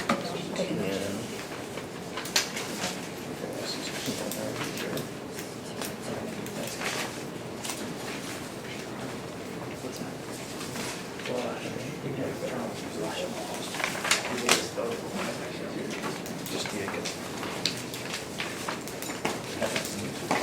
I'm good. Yeah. I got everything in one.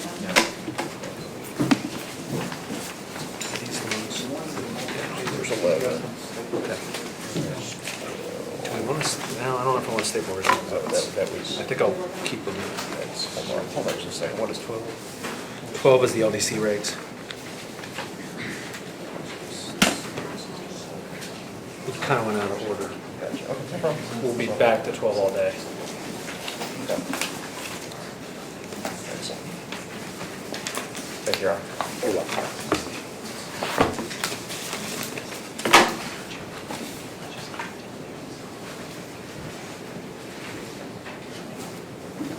Ma'am, please raise your right hand. Do you swear or affirm that the testimony you're about to give will be the truth to help you God? Thank you. You may be seated. Counsel, you may proceed. Your Honor, with your permission, may I take the face mask off to question the witness? You may. Thank you, Your Honor. Morning, ma'am. Good morning. Would you care to state your name for the record, please? Jennifer Washburn. Ms. Washburn, could you give us a quick overview of your educational and professional background, please? Certainly. I have a undergraduate degree from the Murray State University in Youth Agency Administration, Psychology, and Art. Can you hear me okay? I'm hearing most of it. How about is it okay? Yes. Okay. My master's degree is from the University of Louisville in expressive therapy. I have additional education above the master's in interdisciplinary early childhood education from Murray State University. I have a postmaster's certificate in applied behavioral analysis and am working on my PhD in developmental psychology. I have owned and operated iKids Childhood Enrichment Center, my business, for 21 years in Marshall County, Kentucky. Prior to that, I've worked Cosair Children's Hospital as a child life specialist. I have worked providing counseling in my undergraduate work as well with elementary schools. So a variety of different opportunities with children. But my passion in my life has been 21 years with my business at iKids. Thank you, Ms. Washburn. What age range does your center care for? We start at 12 months at 1 year of age, and we go up to 12 years of age. And when did your child care center first begin taking precautions with respect to COVID-19? Gosh, with respect to COVID-19, I would say probably in February, because in February there was a lot of chatter about some illness that was going on, but also in childcare, you know that in about January, February, friends start to get illnesses, RSV, the flu, things like that. So hand washing increases, you get washing of toys additional to what you normally do. So that would be things that we did to meet regular illnesses, but also to address what was potentially happening. On about March 13th, a letter was provided. I think it came through social media first, but it came from the Governor's Office of Early Childhood Education. And that letter had some recommendations for child care centers in light of COVID-19. And so one of those recommendations was at that time temperature checks. And so we added those on the 13th. So before you got that letter, you were already taking precautions? Oh is that gosh, right? yes. Did anyone have to order you to take those precautions, or was that just something you did as a responsible citizen? It's something we did as responsible citizens to take care of our children and our families. Okay. I've got a copy of the letter I believe you're discussing. Your Honor, may I approach the witness? You may.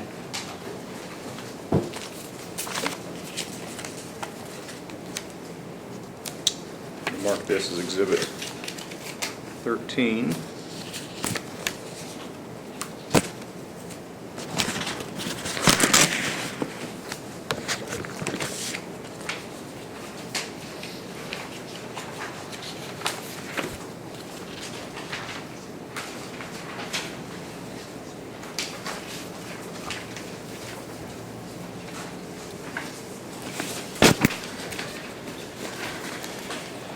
Ms. Washburn, is this the letter you were discussing? Yes, that is correct. Okay, and where did this letter come from?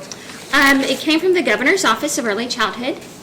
Okay, and does this letter say that the Governor's Office is advocating for certified and licensed child care programs to remain open? It actually did. I think it's bullet 2. We're advocating for certified and licensed child care programs to remain open. In parentheses, it says, since that structure is already in place, with the caveat, however, we're going to ask all families that have the ability to keep their children at home do so. And I think that was to allow space for essential workers. Excuse me, Your Honor. Counsel, we have another copy of that for sure. Absolutely.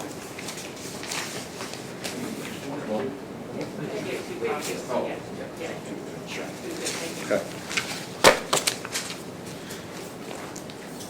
So, Ms. Washburn, this is March 13th. How much longer did you stay open after that? Child care was mandated to close on the 20th. Okay. Mandated by whom? Do you know? By the governor. And so What happened after March 20th with your center?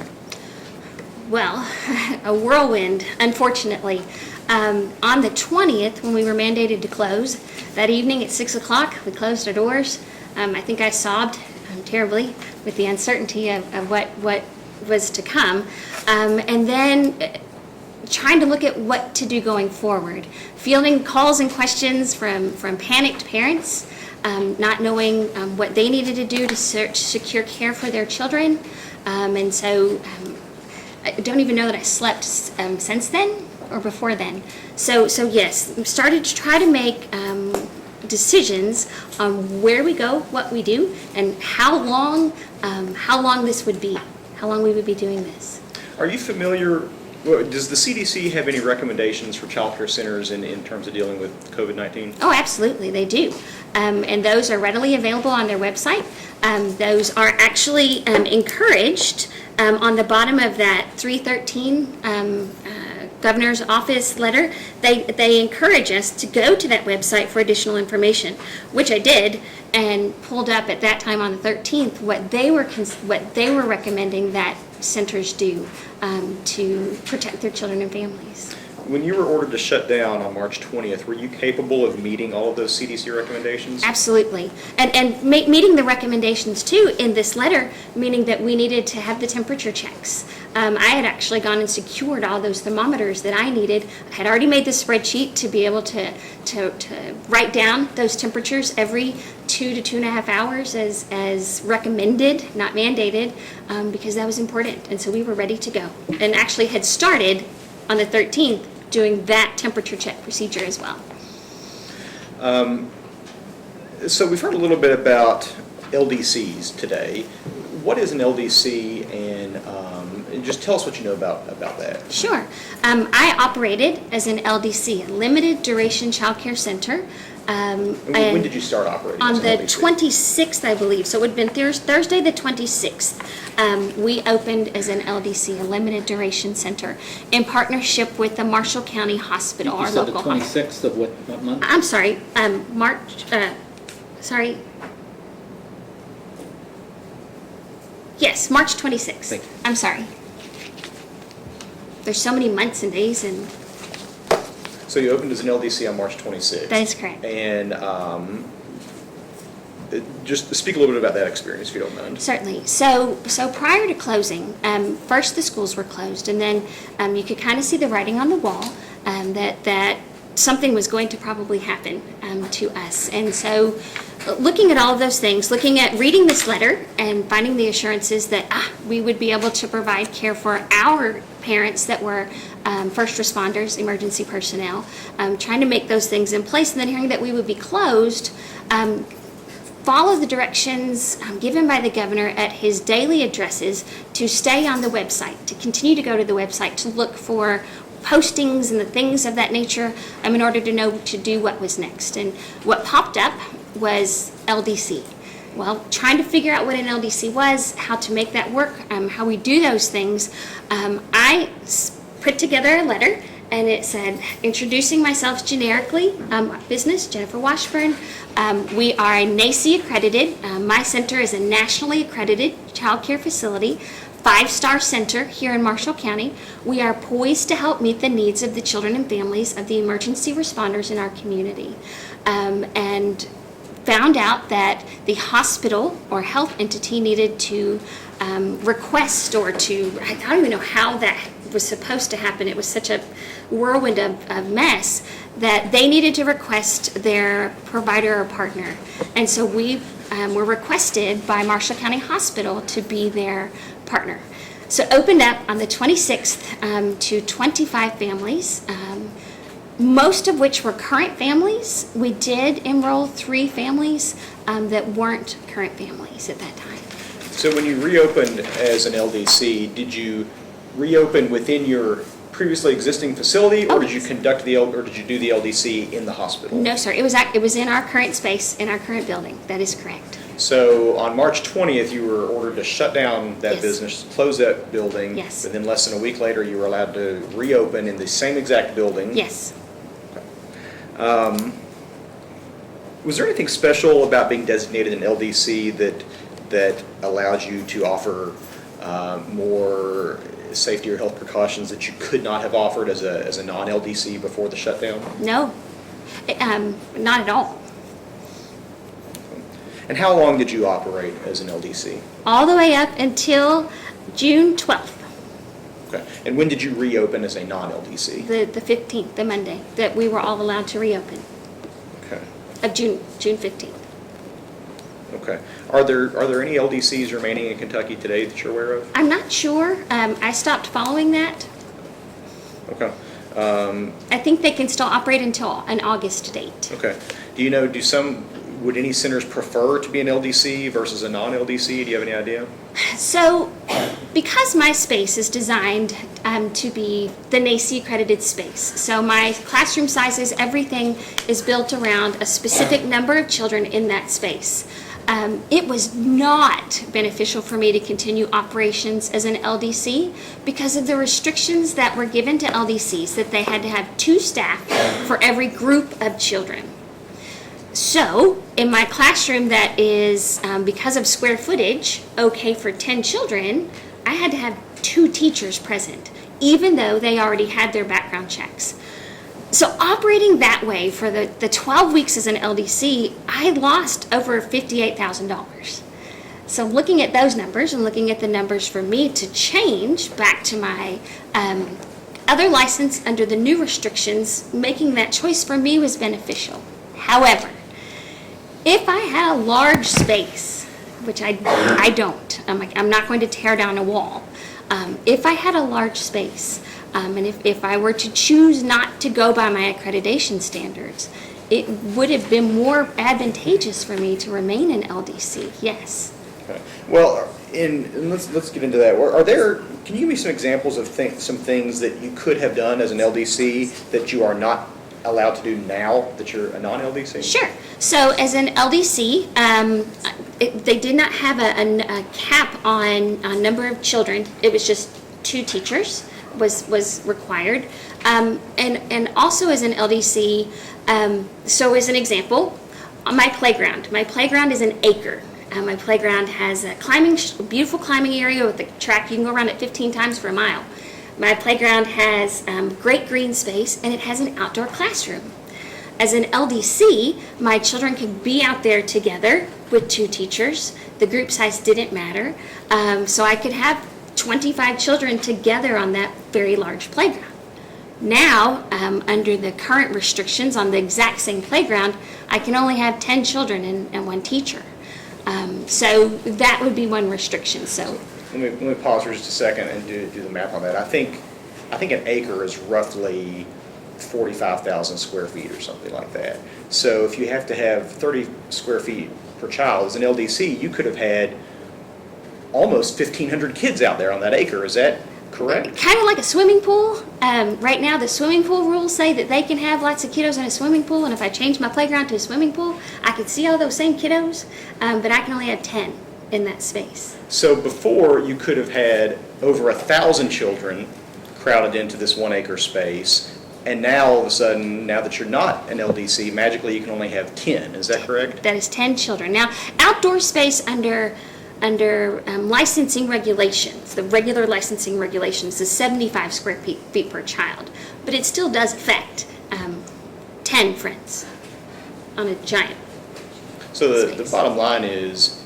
you were allowed to have a lot more children on that playground as an LDC than you are now. Yes. What other limitations, or what else are you not allowed to do now that you could have done just a few weeks ago when you were an LDC? I think I really spoke to the ratios. Again, remembering that because I'm nationally accredited, I chose to stay with my accreditation standards. So that was my choice in that. The playground is a really big thing for us because I know we've got recommendations that children need to be outside more. The fresh air, the air circulation is important in mitigating this virus, and we can only have 10 at a time. And when you have 6 classrooms trying to go outside before lunch, it can be tricky to juggle meeting those developmental needs as well.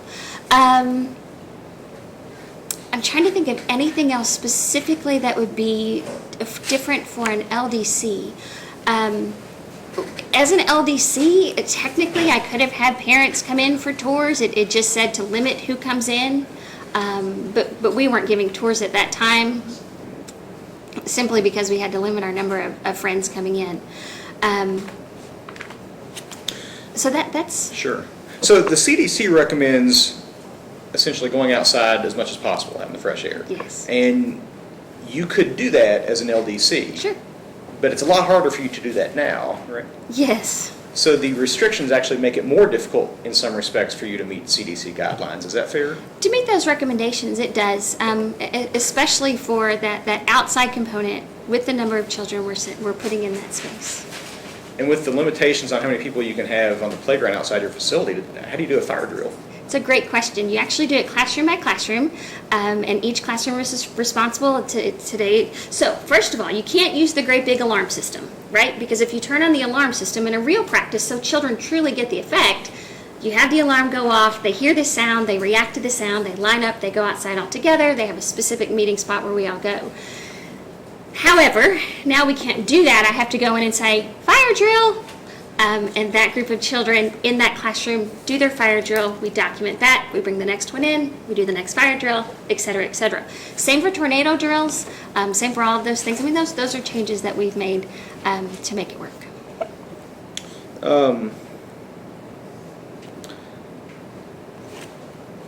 So the children you cared for as an LDC, they were the children generally of healthcare workers and essential workers, is that correct? That is correct. Is it fair to say that those individuals were perhaps at a higher risk of carrying COVID because their parents were essential workers and weren't quarantined? Certainly, and absolutely. We actually made our own decision to not allow those parents into the building. We set it up where they would drop off outside. We set up on our own where they stopped and where the child met us. And then when the children came into our space, they took off their shoes. They put them in little buckets outside of the classroom. None of that entered the classroom space. They couldn't bring levies from home anymore. There would be no items that would go from home to school. Now, again, these sound like similar practices to now, but these were practices that I chose to do as an LDC before there were those recommendations in place. So even though the children that you cared for as an LDC were at higher risk of carrying COVID, in some respects you had actually fewer restrictions on you than you have now when your population perhaps has a lower risk. Is that fair? I think that's fair, yes.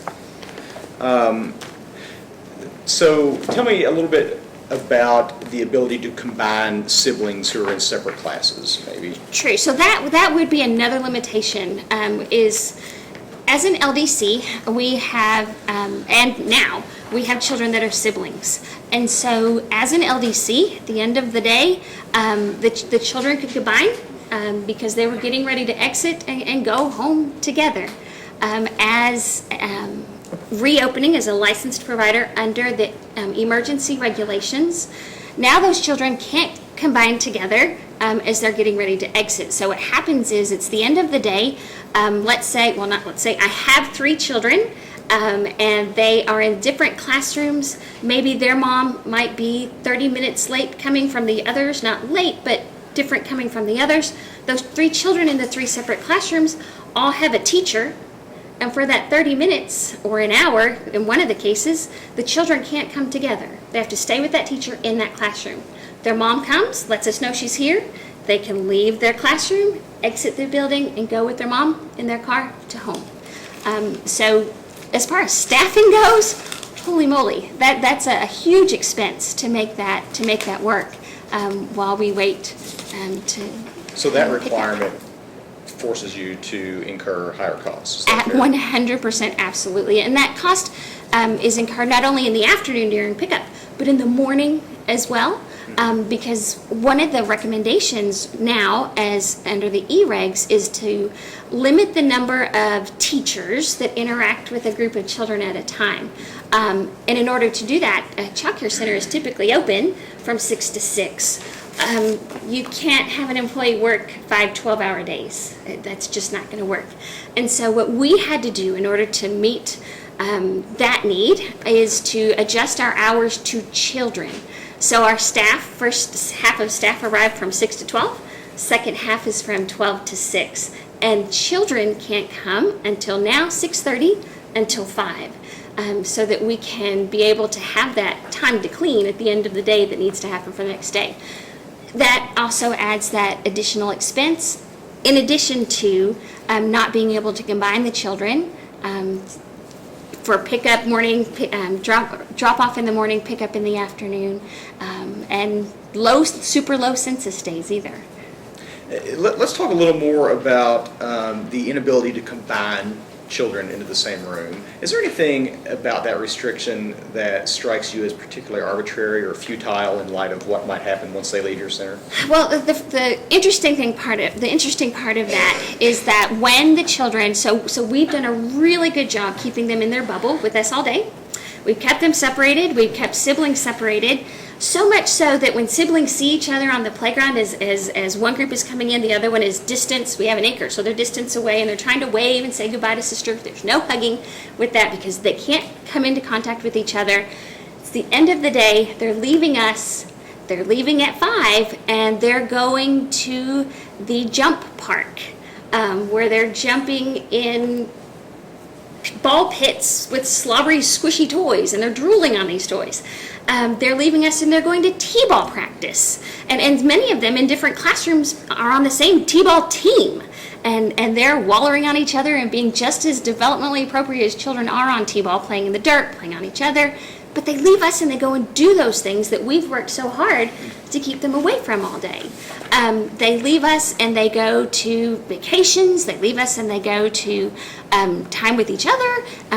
Swimming pools. They leave us and go to swimming pools where we know that they're not synchronized bouncing in their little 6-foot bubble. And all of these things are things that when they leave us, they're able and allowed to do, but we're not. And we can only have 10, and they can have 50. So it's fair to say there's a differential treatment between child care centers and various other activities that children encounter. I couldn't agree more.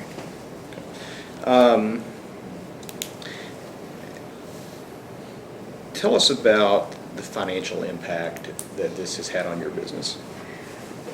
That's a tough one. So operating as an LDC, and we chose to operate as an LDC to serve our community. We operate under NACI, National Accreditation Standards, so our ratios are already lower, and so we already operate childcare operating at razor-thin margins. Accredited childcare centers are even smaller. And in operating at those super small margins, choosing to be an LDC, we lost over $58,000 for those 12 weeks. Now, operating as a licensed provider under the emergency regulations, we lost from June 15th to July 12th, $15,692.47. Should that continue? Should that be mandated to continue? We're finished. We're finished on October 12th. We have to close on October 12th. We can't do anymore. And when you say close, you mean permanently go out of business? I permanently go out of business on the 12th. I'm sorry to hear that.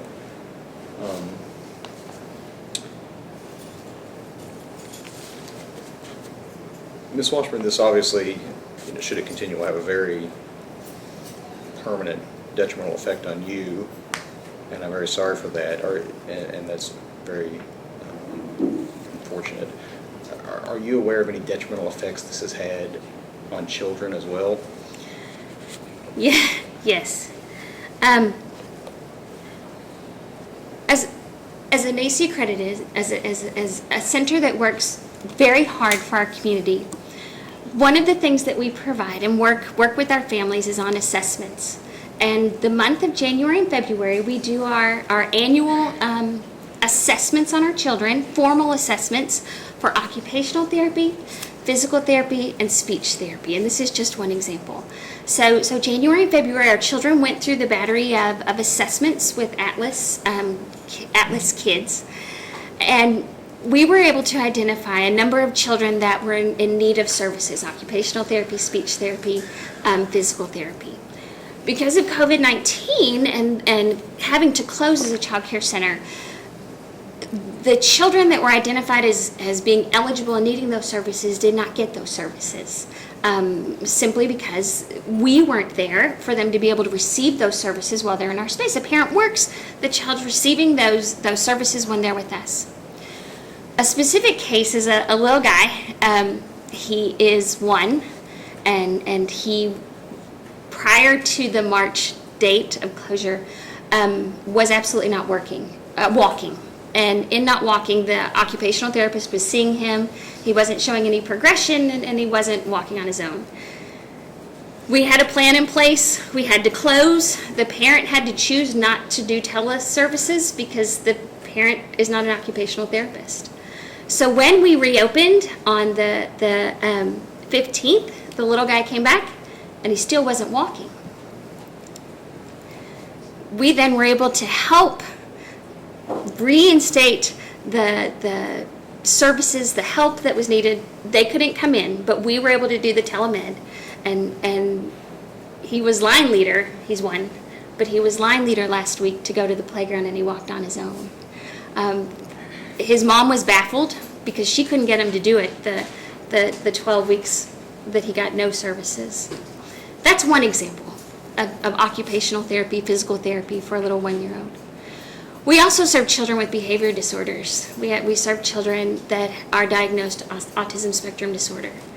And we have many children in that capacity that, through being in our space, through a normal routine, and through schedules of reinforcement, are helped to be able to learn how to succeed in social settings. This specific friend, during the 12 weeks, was at home, and as most children are, the tablet, the television became his reinforcement schedule. And if you're familiar with children with autism, they tend to like a routine, a schedule, and the power of the device is really hard to contend with. And so Mom had to allow that. So the regression that he had by not being in our space was enormous. And now that he's back, we're starting back over at ground zero with behaviors and supports and those things to get him back to where he was so that he can be kindergarten ready. Some of those children that were identified with needs in speech and occupational therapy, those children will be attending kindergarten in the fall, which is in a few weeks, and they weren't able to get those services to help them for additional supports for kindergarten readiness. So those are some of the smaller things that we saw in children with diagnosed items. There's a huge thing for attachment. And attachment is significant when you work with children. That's actually one of the first things that you need to build, is building that attachment. And so when the children left us, many of them did not go to another center because the parent was like, I don't know anybody, I don't trust anybody. Our center has cameras, so you can watch and see how your kiddos are during the day. We have a lot of supports for families. So they didn't go anywhere else. And so we had to rebuild those attachments for them as they return into our space. We see lots of regression. Those are the things that you naturally see. It's more concerning for friends that have diagnosed needs and need that support. So yes. So it sounds like this is a very complex issue. It sounds like it's not just a matter of shutting down and guaranteeing that nobody gets the COVID virus and there are no other ill health effects. It sounds like there are other very real, very tangible, very serious ill health effects that children might suffer when centers like yours are shut down. Absolutely. Big developmental setbacks. And it may sound to you like it's just 12 weeks. 12 weeks when you're walking. In order for a kiddo to start talking, the body works from the big muscles first, so they crawl first, then they are walking, and then speech comes. So this friend, even in this 12 weeks, of now he's just now starting to get really good at walking. Well, now he's going to be entering into speech. Well, he's behind on that too. And he's one friend, but in our field, in our field of early childhood, in our field of early childhood education and child care, we are the ones that see the children first and identify those gaps, hook them up with groups like First Steps to be able to get those services and needs. But First Steps folks can tell you any delay in services can have long-term repercussions, and we see that very real right now. Do you have any thoughts on the impact of closing centers like yours as it relates to child abuse reporting, things of that nature? Well, yes, because child abuse and neglect reports are down. However, our agencies are closed, and we are mandated reporters.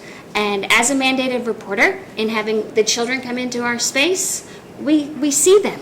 It's child abuse and neglect, so we can see if they're coming in healthy, if their basic needs are met. We can make the calls as we need to, and by all of our agencies being closed, who's watching those children? What environments are they in? What decisions did parents have to make in order to get their needs met so that they could continue to work? We did an informal survey of our families prior to closing, asking them, if we had to close, who would take care of your child? And overwhelmingly, the answer was Grandma and Grandpa. Well, Grandma and Grandpa are the ones that are most at risk. Why are we sending them to be taken care of by Grandma and Grandpa? Which is very concerning when we're thinking of the health of not just the children, but of the family as well. Ms. Washburn, in your experience, is it possible to protect kids from the COVID-19 virus while also protecting them from the ill health effects that they might experience as a result of shutting down child care centers like yours? I feel that we've been able to successfully do that as an LDC prior to COVID, as an LDC, and now as a child care center working under the current guidelines and restrictions. And even before that, we've had 0 cases in our space of COVID, of staff or of children. So I think we've done well. And then our kiddos are still getting the services they need. Your Honor, before I pass the witness, may I confer with co-counsel briefly? Certainly.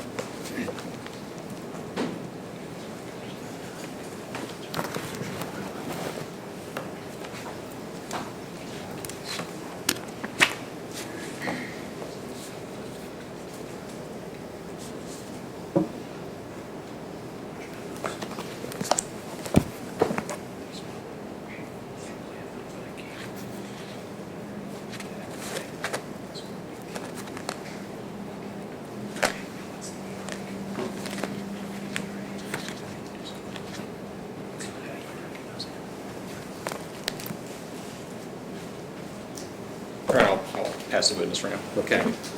Counsel for plaintiffs? Yes, ma'am. Just real quick, and to be clear, you're an accredited center? That is correct. And who's that accreditation through? The National Association for the Education of Young Children.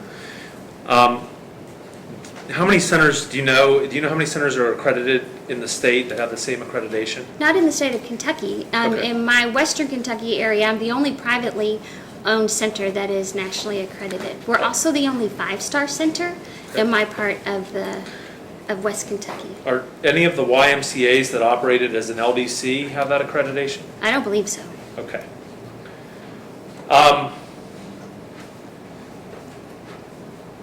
The cabinet indicated in their emergency regulation, I will represent to you that there was a cost, they didn't estimate what it was, but there was a cost associated with the 10-person group size. Are there other costs that the E-reg is imposing on centers well beyond that particular requirement?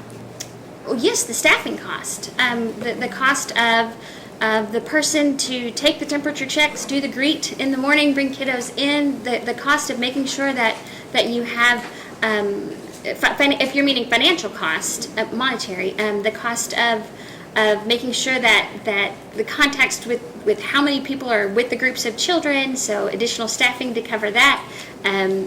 The cost of reworking space so that we can cannot have children coming through another classroom to go to the bathroom or even going outside. The cost of PPE every day. I could go on for a long time. Let me ask, ma'am, do you advertise? Do I advertise? Yes. Yes. Okay. Do I advertise like for people to come to my Right, space? right. Sure. Okay. Do you have a lot of business goodwill that you built up through the years? Absolutely. How many of your customers do you get through word of mouth? A great deal. Okay. And obviously, if you go out of business, you're going to lose all that. 100%. If you've got to shut down, is there any chance you're going to be able to reopen? It's unlikely. It's Okay. very, very unlikely. Did you receive any financial assistance from the state or federal government in connection with COVID?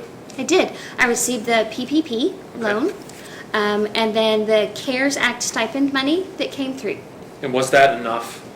So the PPP and CARES money was enough to start, the PPP specifically, was enough for the LDC, for those operations. The CARES stipend Right. was meant for reopening, and yes, it helped with reopening, and then that's where it stops. And so you've run out of all of those monies at this point in time? Yes. Okay, so when you said you're looking at a shutdown in the near future, October that 12th. that help is gone now, right? Exactly. So all of that will have been used up, and I just have parent tuition. Okay. Nothing further. Okay. Ms. Buckner? Councilman. You may proceed. Thank you, Your Honor. Ms. Washburn, this is the second time we've seen each other this It's nice week. to see you Nice to again. see you again, too. You make a long trip from Benton. I've just got a few questions. Like I said, my name's Wesley Duke, so we met before. Just to kind of follow up on a couple of things. So you made the decision to go to the LDC, or become an LDC, after the 20th of March. When the LDC guidelines came out, that's when we started requesting the ability to become an LDC. So as soon as those guidelines were made available. Do you recall how long the gap was between when you applied and when you got the go-ahead to be an LDC? I think we were permitted to be the LDC on Wednesday, but we opened to families on the Thursday. Okay. But you can't recall the date. I guess I should be more clear on the date. We opened to the families on the Thursday. Okay, all right. How many children did you have enrolled before the shutdown? About 89. Okay. And how many do you have enrolled currently as of yesterday? With our others, it's in the 70s, but they're not there every day, and that does not include yet the friends that would come with our after-school programs at Sharp and Central Elementary. Okay.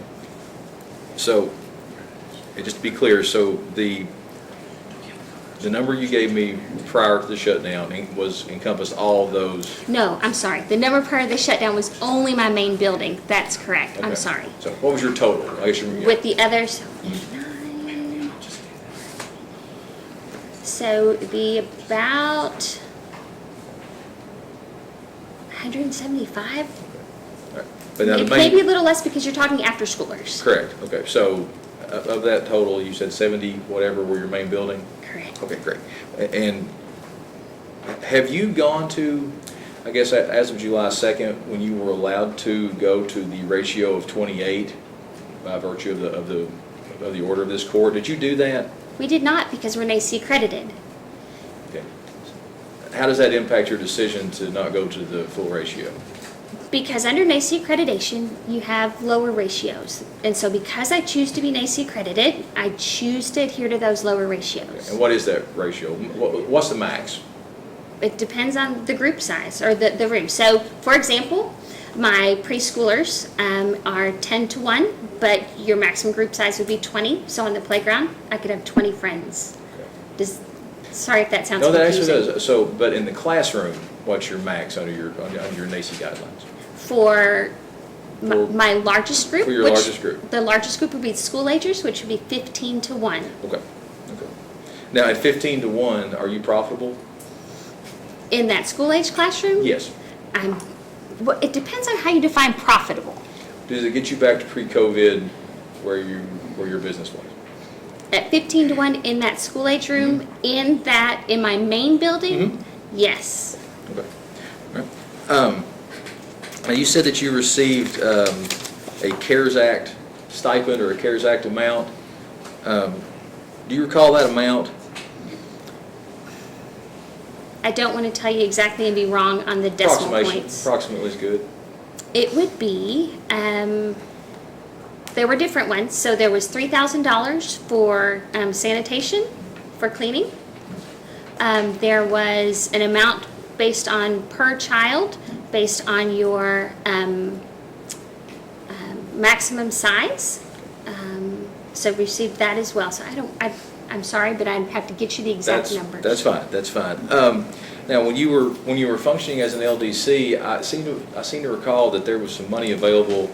I think it was federal through the CARES Act for a hero stipend Absolutely. for your staff. Yes. Did you and your staff receive any of that? I did. I gave that to them immediately. And that was important because their peers were at home, those that did not come back, making that additional $600 a month on top of their unemployment. And so those that chose to work, those that chose to be able to be there and to continue the work, excuse me, with our essential worker population, yes, they received that. Okay. Now, you stated just a moment ago that there is a certain cost now in regard to providing PPE in your facility since reopening. Are you providing PPE? Absolutely. Okay. Have you received any assistance from the cabinet in procuring PPE? In being able to find it. And paying for it, or any assistance whatsoever in payment and procurement? So that $3,000 stipend is to help with that. I use that $3,000 stipend to build a wall. Have you approached the state again about any additional? They're out of money, is my understanding.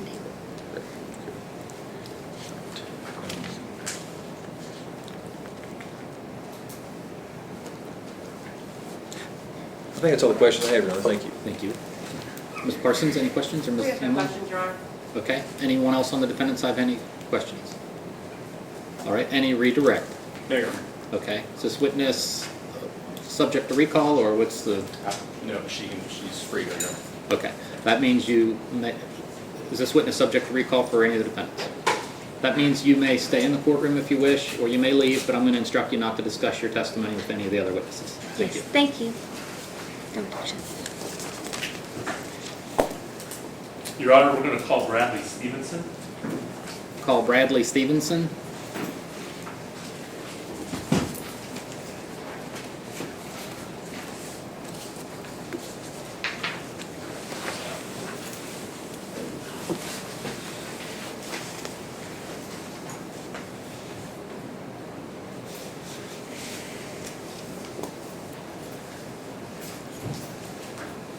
Sir, please raise your right hand. Do you swear or affirm that the testimony you're about to give will be the truth, so help you God? I do. Thank you. You may be seated. You may Sir? proceed. Can you state your name for the record? May I remove my mask? Yep, you may. Sorry. Bradley Stevenson. And where are you currently employed, Mr. Stevenson? I am employed at a nonprofit agency called the Child Care Council of Kentucky, located in Lexington, And Kentucky. what does the Child Care Council of Kentucky do? Child Care Council is a resource and referral agency.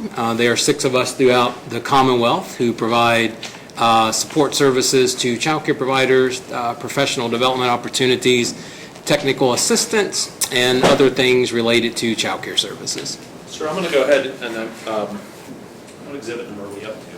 14. 14.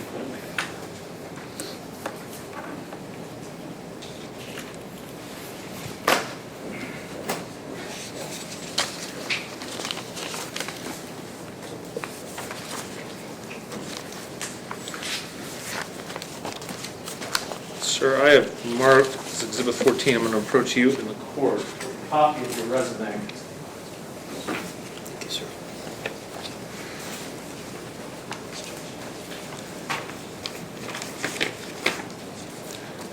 Sir, how long have you been in the child care industry in Kentucky?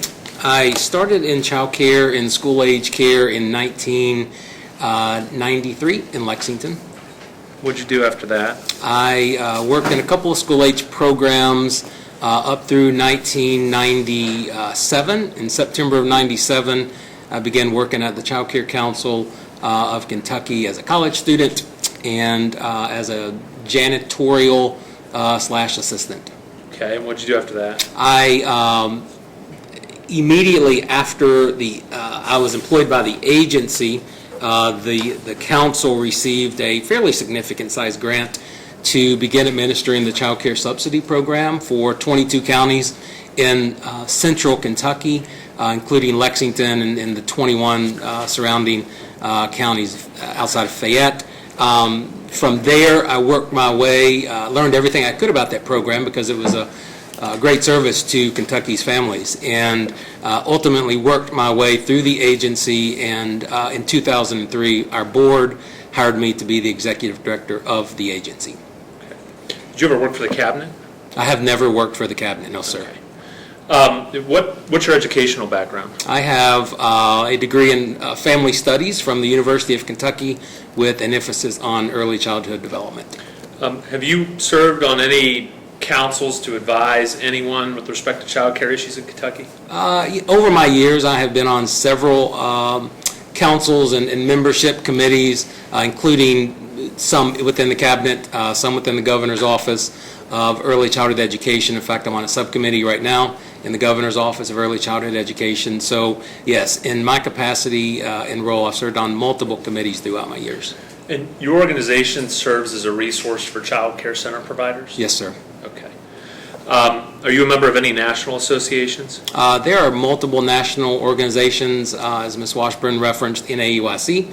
Have been a member of that organization over the years. Child Care Aware of America is another national organization that is well respected in the industry, and they drive a lot of policy.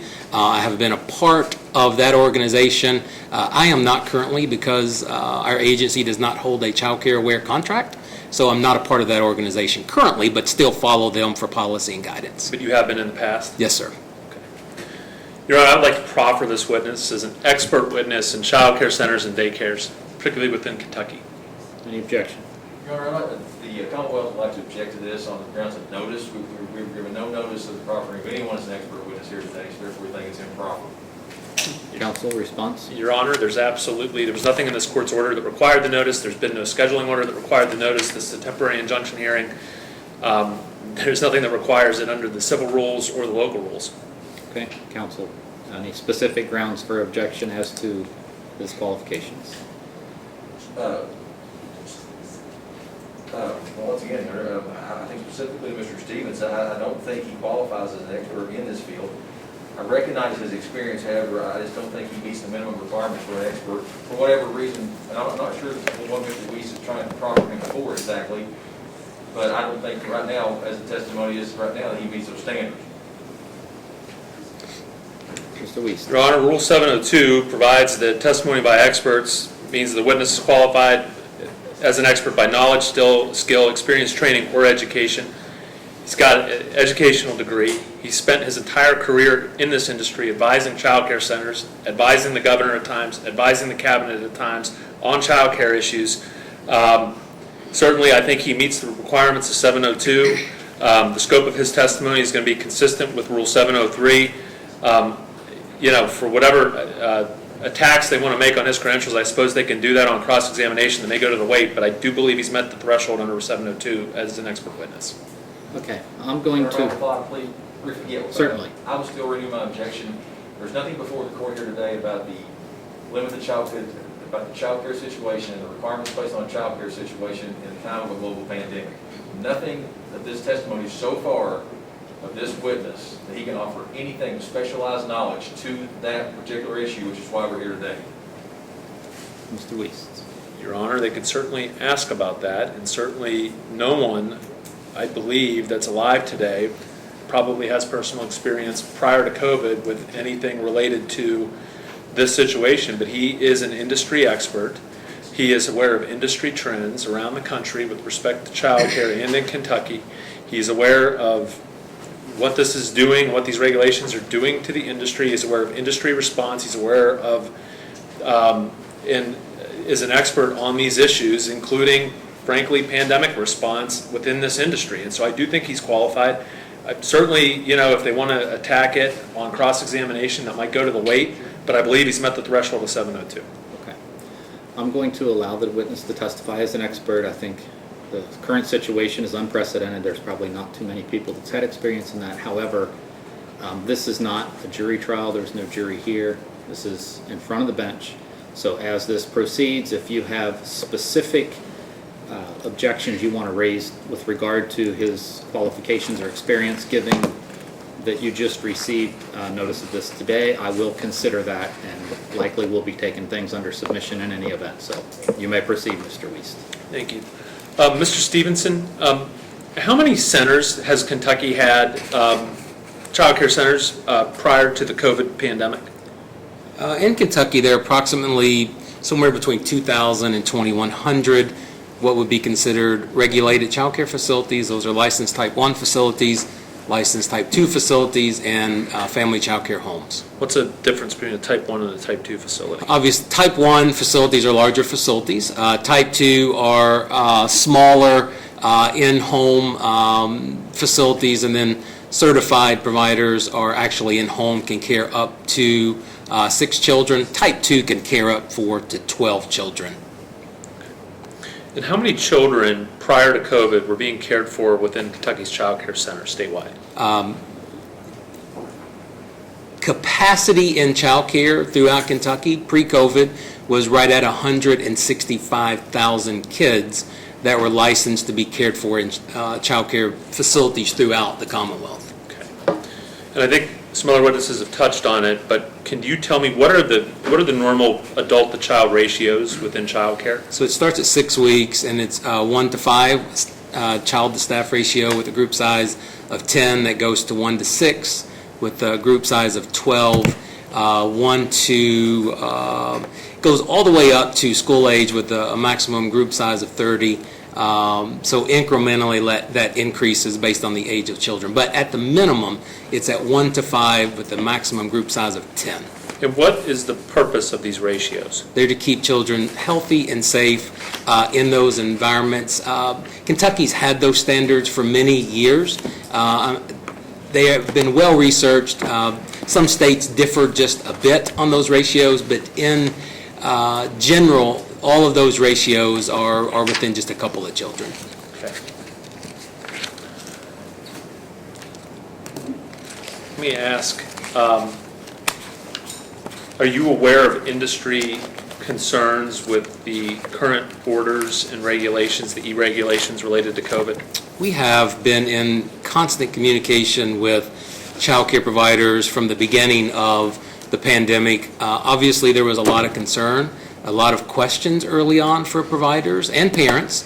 Providers trying to figure out what was going to happen as child care started to close. They knew something was coming because schools were closing, and then parents trying to figure out and scramble what they were going to do with their children. So we've had a pulse on it as an agency from the very beginning, and have done a couple of surveys, one most recently where we polled child care providers, nearly 2,000 of them, throughout the Commonwealth, asking them a series of questions, about 21 questions, about where they are in terms of the pandemic, reopening, what their concerns are, when they would be closing, and things of that nature. What are the primary concerns that you've heard from the providers in terms of the e-reg or the orders? Objection, Your Honor, hearsay being used to prove the matter asserted. Mr. Wiest. Honor, he's an expert witness. He's entitled to rely on data from other sources, and therefore it is appropriate. As an expert witness, he is allowed to relate things that he has learned from his experience, but whatever items you're relying on, you will have to provide to defense. And Your Honor, we are going to get into the actual survey results in a minute, and I'm going to provide a copy of that. What are the primary concerns from the industry at this point? There are a couple of concerns. Obviously, the big concern is how long can facilities stay in business with the current restrictions on group sizes, which is 10. So that's the primary concern, that facilities who are accustomed to having group sizes larger than 10, the financial impact that has on their facilities, the before and after school, being able to combine children. Facilities have always used that as they're budgeting for their fiscal years, as they build their enrollment. And so those two things are the two main factors. Facilities actually are fine with the temperature checks, the increased cleaning, the PPE that's required. I think we'll look back in 5 years and assume that all of those things happen forever. Facilities are really fine with those. Okay. I do want to look at the survey that you sent out.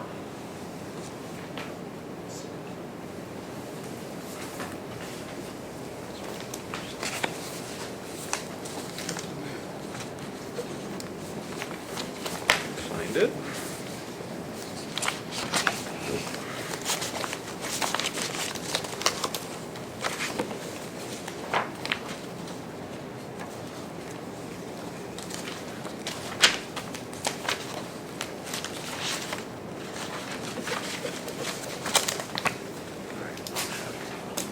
It's probably in this one. Yep, there it is.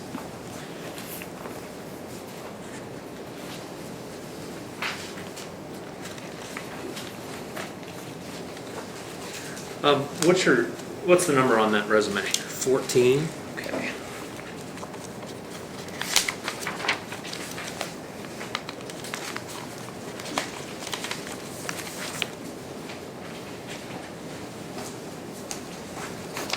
Trying to hand you what I've marked as exhibit. Oh, so I'm gonna give you the yellow.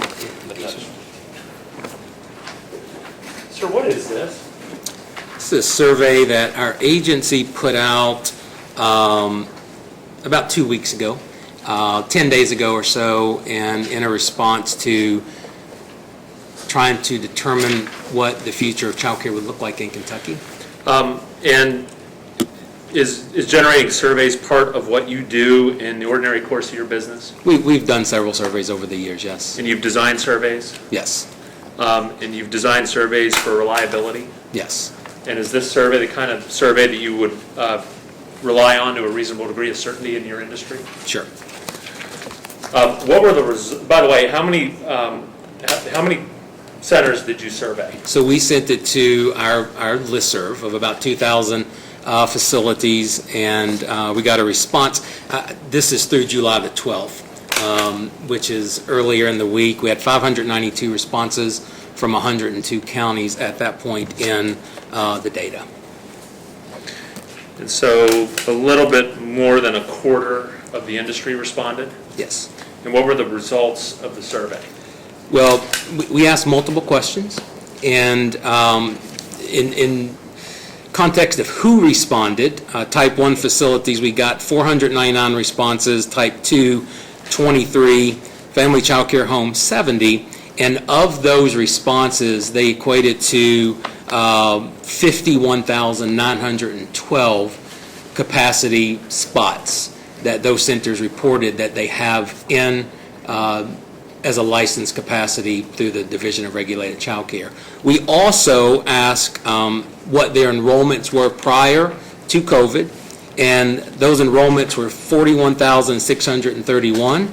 We asked the same question for after reopening, and that's down to 24,042, quite a substantial decrease in actual enrollment of facilities. Okay.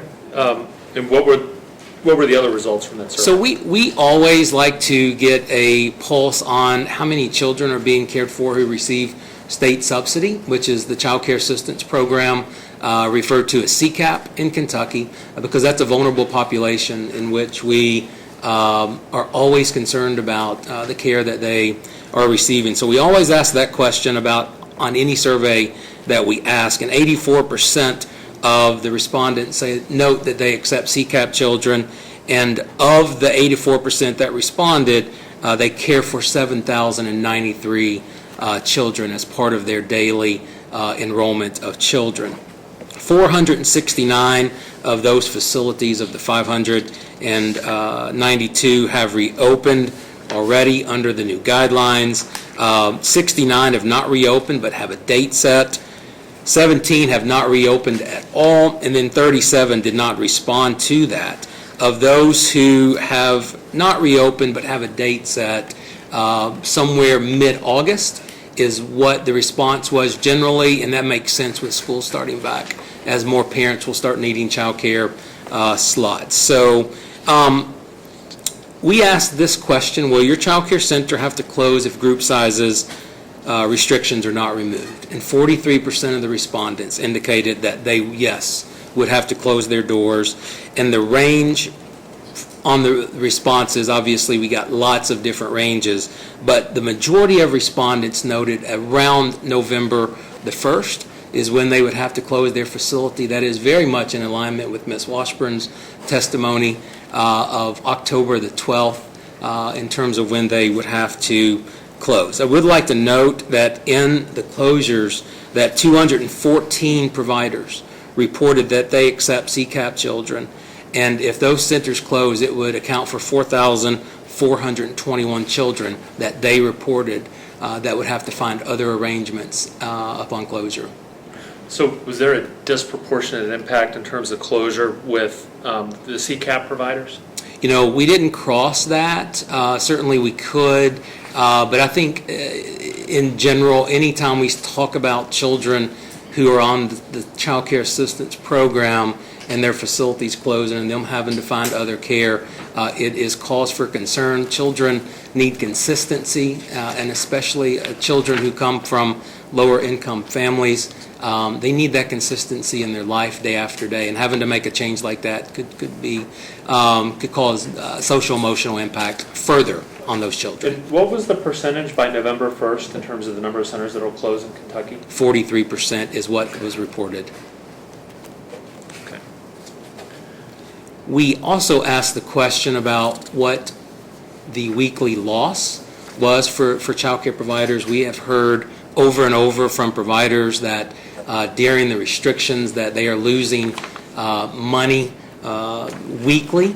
Obviously, each facility is unique and very different. They are set up. We heard Christine talk about her setup. It's very different than Ms. Washburn's setup. So each facility is very unique and has their budgets based on a certain capacity and enrollment.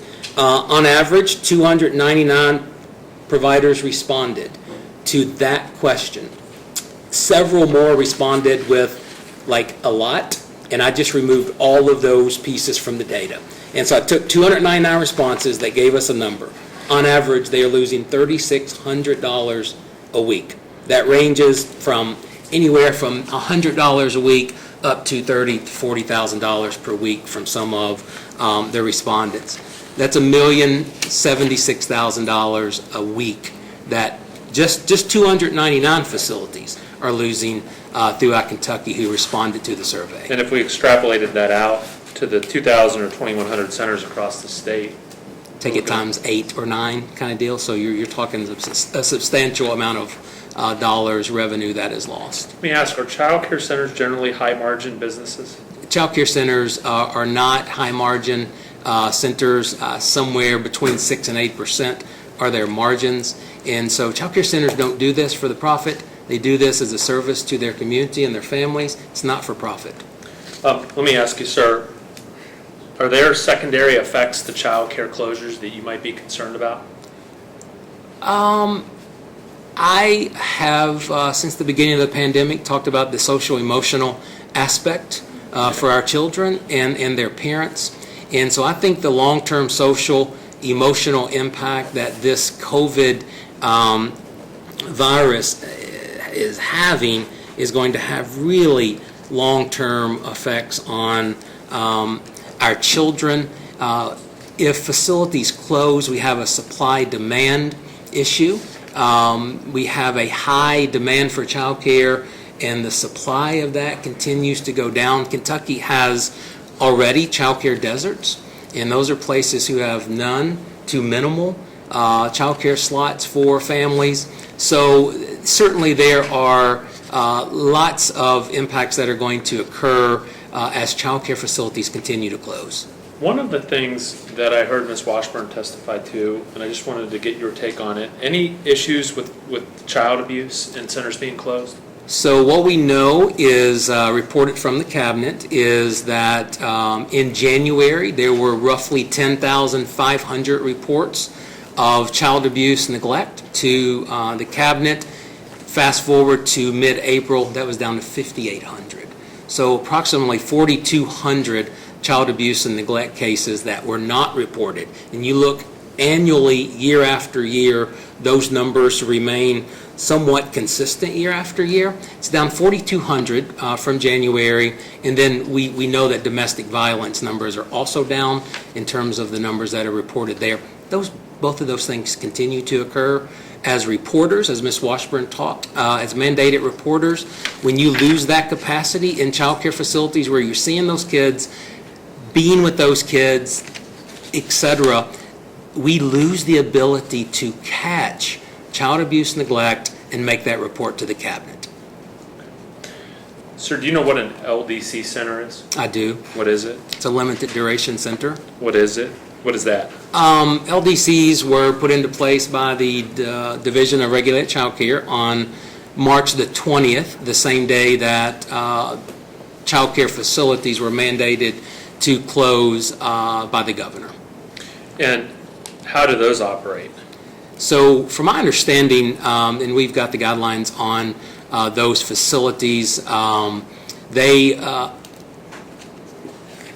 operated and were put into place at the request of a healthcare entity to request X facility, whatever that might be, to be their provider of care for their essential workers. The YMCA was the default for all programs throughout Kentucky. It had a footprint throughout Kentucky, so they were the default provider, but each county could then have a one or more LDCs as determined by the Division of Regulated Child Care to fill the gap, because there was a need there for those essential workers and care to be provided for those staff so they can continue in whatever capacity, whether it be medical, response, doctor, etc.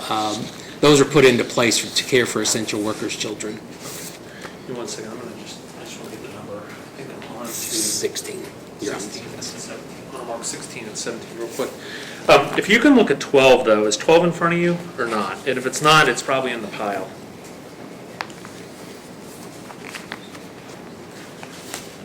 Yes, sir. Do you know what that is? Those are the guidelines that the Division of Regulated Child Care put out in response to opening limited duration care. Okay. And are there any requirements that limited duration centers have to operate under in terms of group sizes? The memo does not indicate any group sizing recommendations or requirements. So there could be a group of 75. If there was 30 square feet per child, this memo does not note any restriction on that. How about end of day, beginning of day group combination? Any restriction on LDCs in terms of that? No. By the way, did your providers indicate that they had a concern about the tour restrictions in your survey? That was the last question that we asked, and 57%. It is a great recruiting tool for child care providers, and we have for years encouraged parents to visit facilities. It's part of the checklist when we're trying to get parents into facilities and make a good choice for their kids. So yes, we have encouraged that. Nationally, it's encouraged across the board, and 57% of our responses said they would like the ability to do tours. Okay. Any restriction on LDC centers in terms of tours? It was not noted in the memo, no. Okay. I'm going to hand you just a couple, 16 and 17, I'm going to do them together.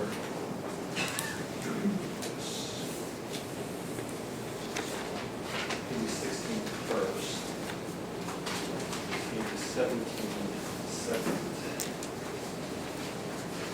I'm going to hand you 16 and 17 kind of together so we can move a little quicker.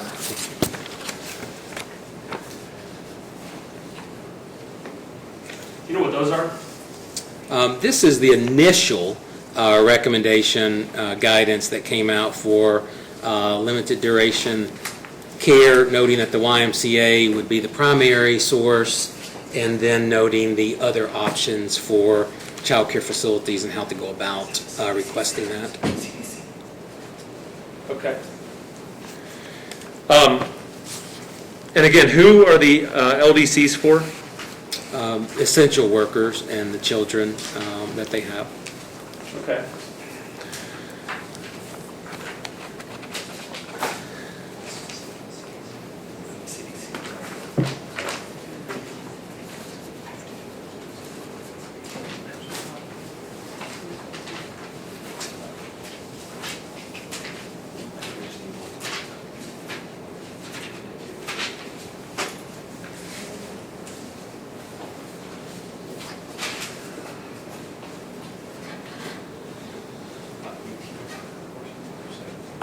I thought I had 16 and 17. Wait a minute. Yeah, 16 and 17. There were two that 16, 17. Hold on. I got 16 and 17. Here's 16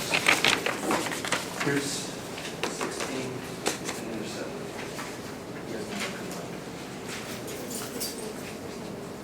16 is the, yeah, there were two stacks. Oh, I found this.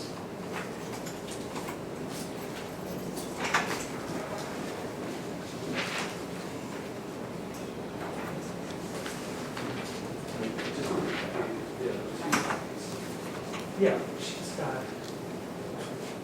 there's 16. Yeah. And then 17 was the employee. Is it on?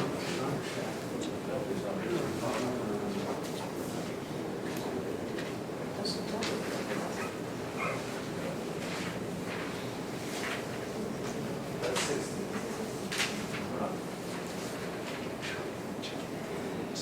Let me make sure witness doesn't have it. No. No, he does not. Let me, I don't need those. Chris, what do you need? No. it's the employees of a healthcare entity, first responder, workers. It's the memo from Adam Mather to March 19, 2020, interim guidance for verification.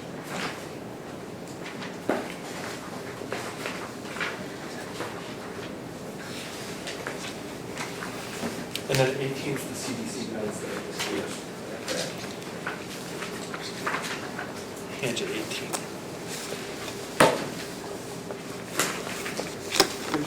This is the copy of it. Yeah, we just.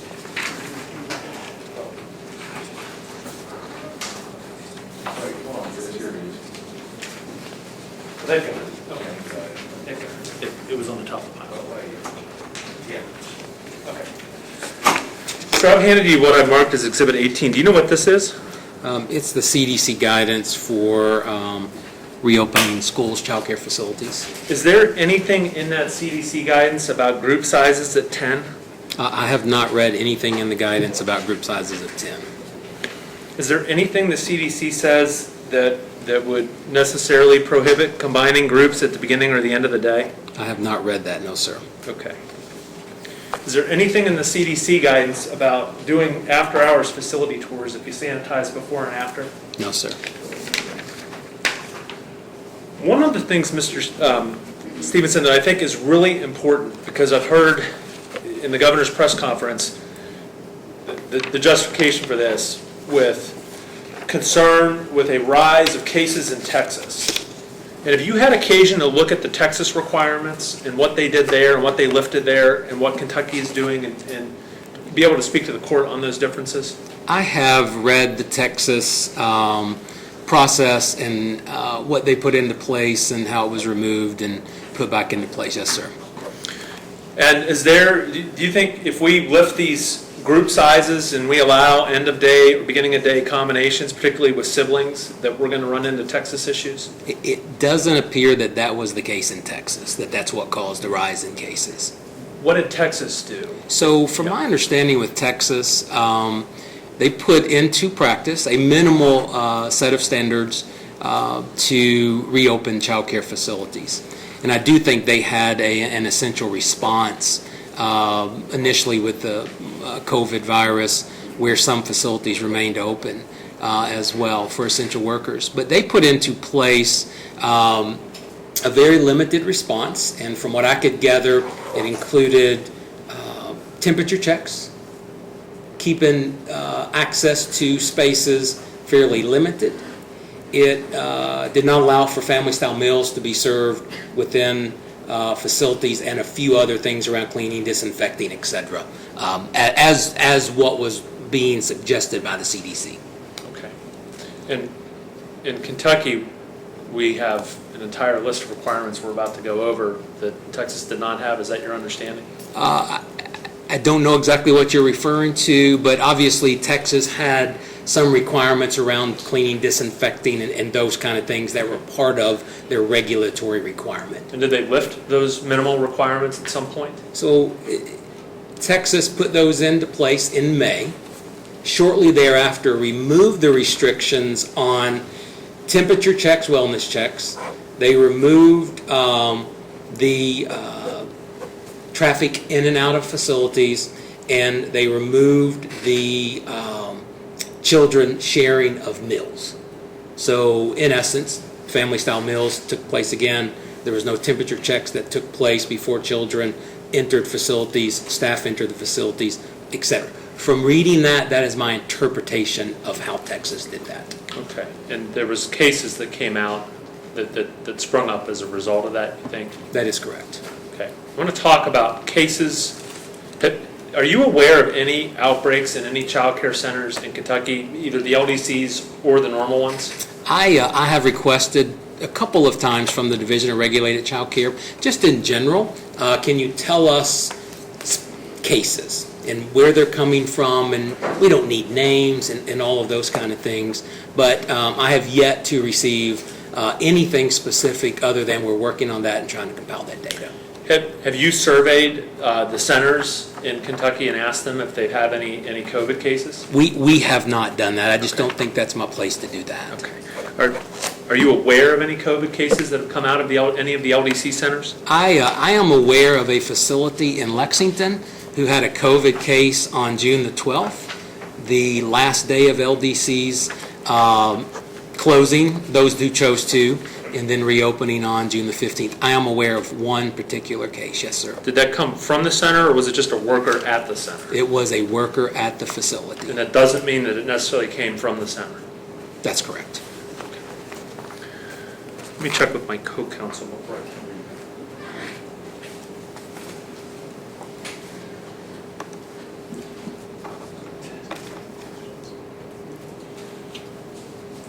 Mr. Stevenson, just two quick follow-ups. Have you estimated, with a 43% shutdown, how many kids are going to be either on the streets or in a possibly unsafe environment if these centers are shut down in Kentucky?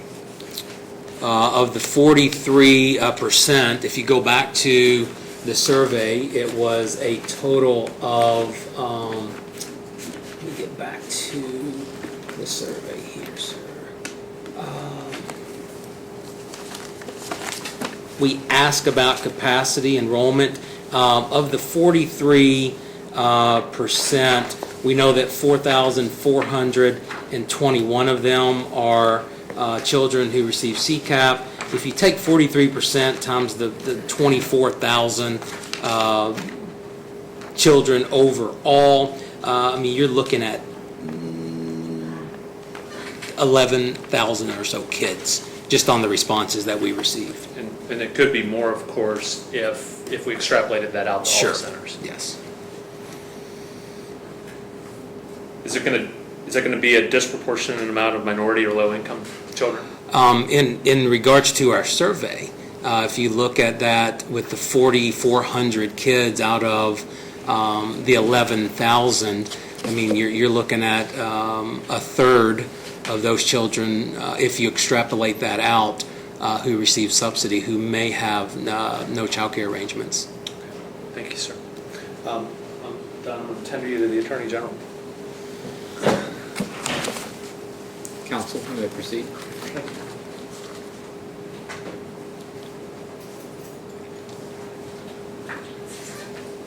Mr. Stevenson, my name's Barry Dunn. I have just a few questions. Pre-COVID, go to last year.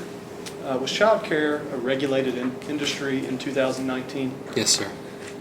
Who regulates childcare in Kentucky? The Office of Inspector General's Division of Regulated Child Care Office. And they have the ability to impose regulations pertaining to the business of childcare. Yes, sir. And that was true last year, and is it true today?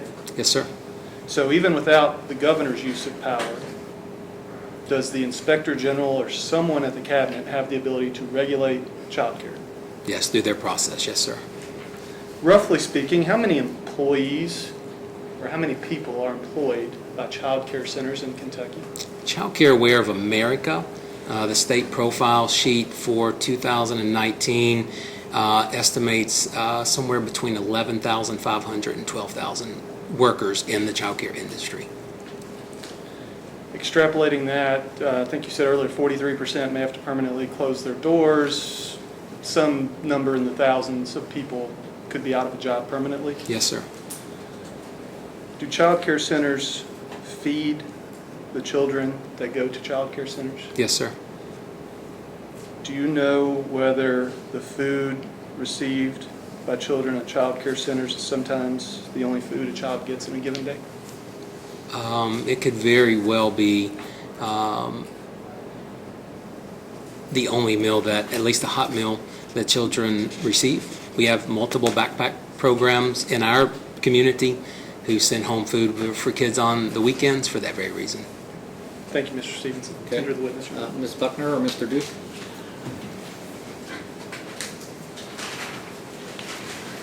Hi, I'm Latasha Buckner, the Governor's General Counsel, and I just want to kind of go through your qualifications again to be an expert here today on the topics that you've spoken about.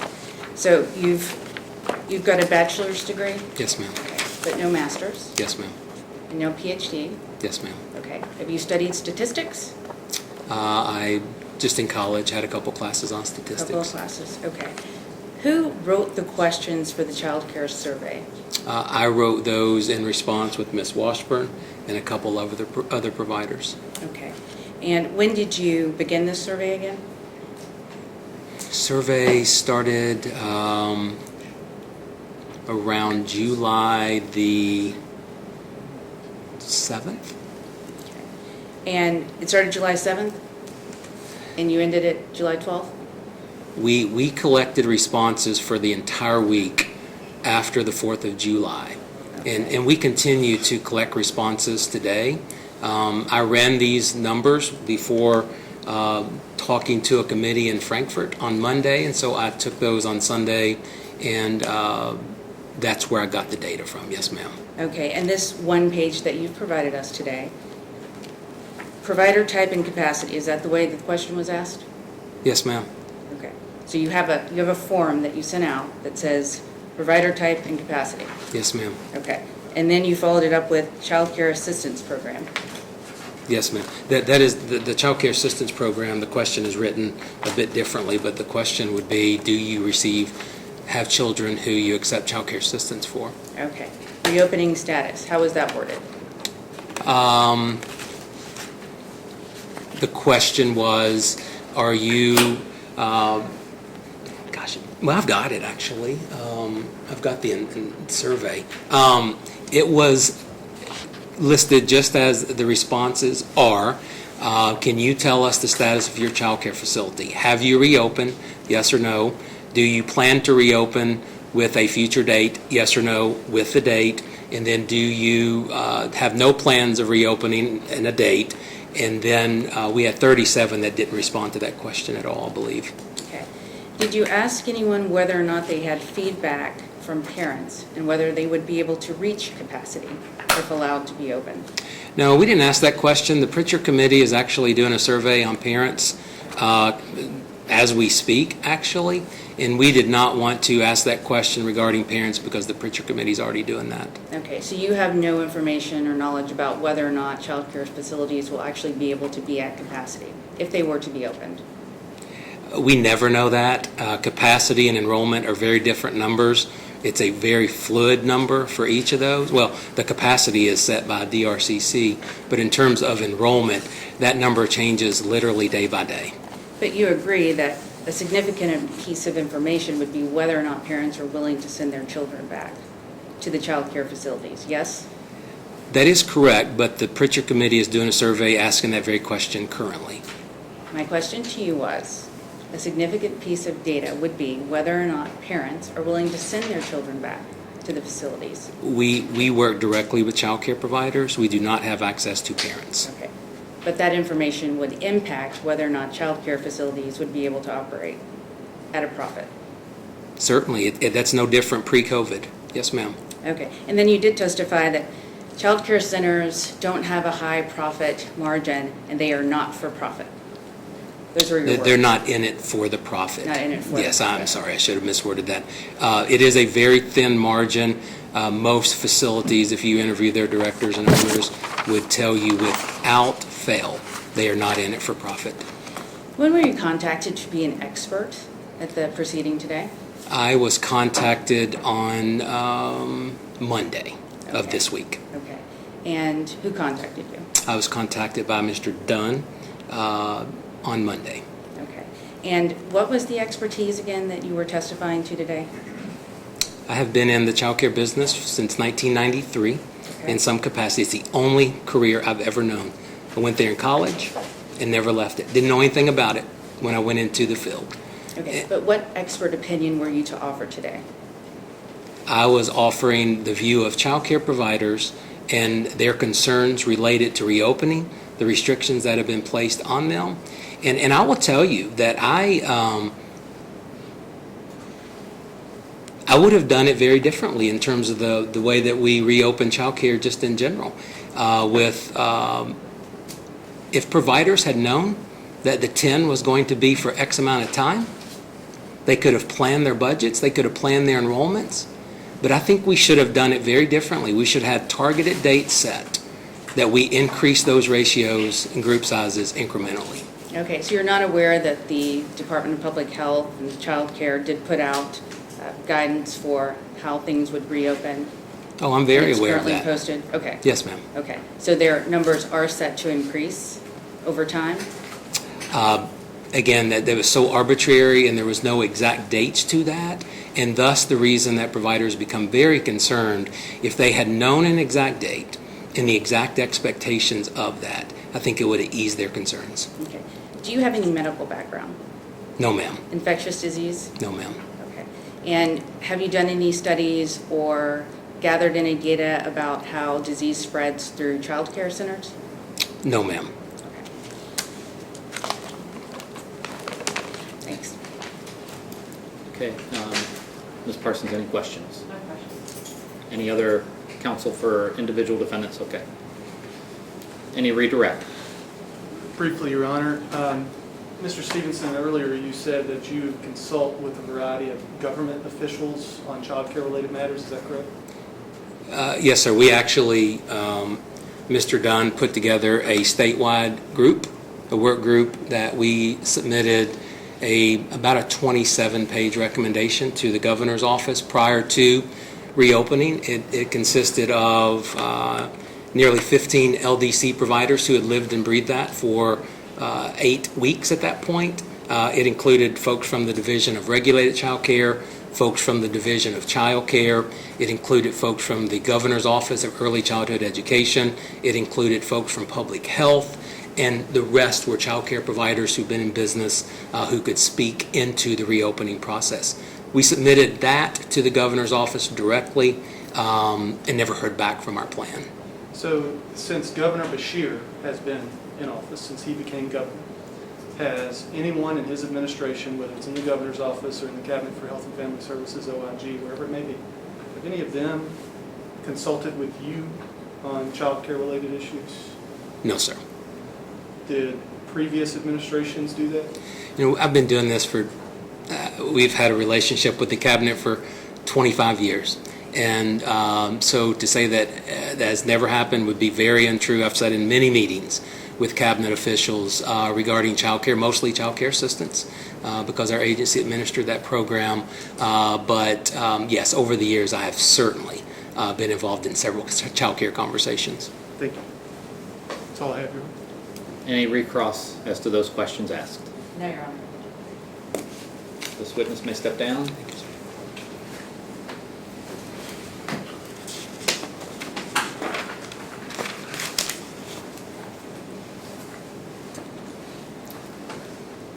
Your Call your Honor, next the witness. Commonwealth would like to call Greg Lee. Is it- Greg Lee. Yes, sir. Yes, Your Honor. Greg Court Lee. calls Greg Lee.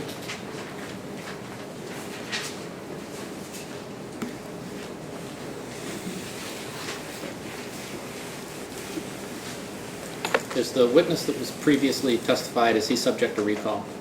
Not by me, Your Honor. Subject to recall by defendants? Yes, Your Honor. Okay. The rule was invoked previously. Is there any issues with the rule concerning that defendant? Or, I mean, sorry, that.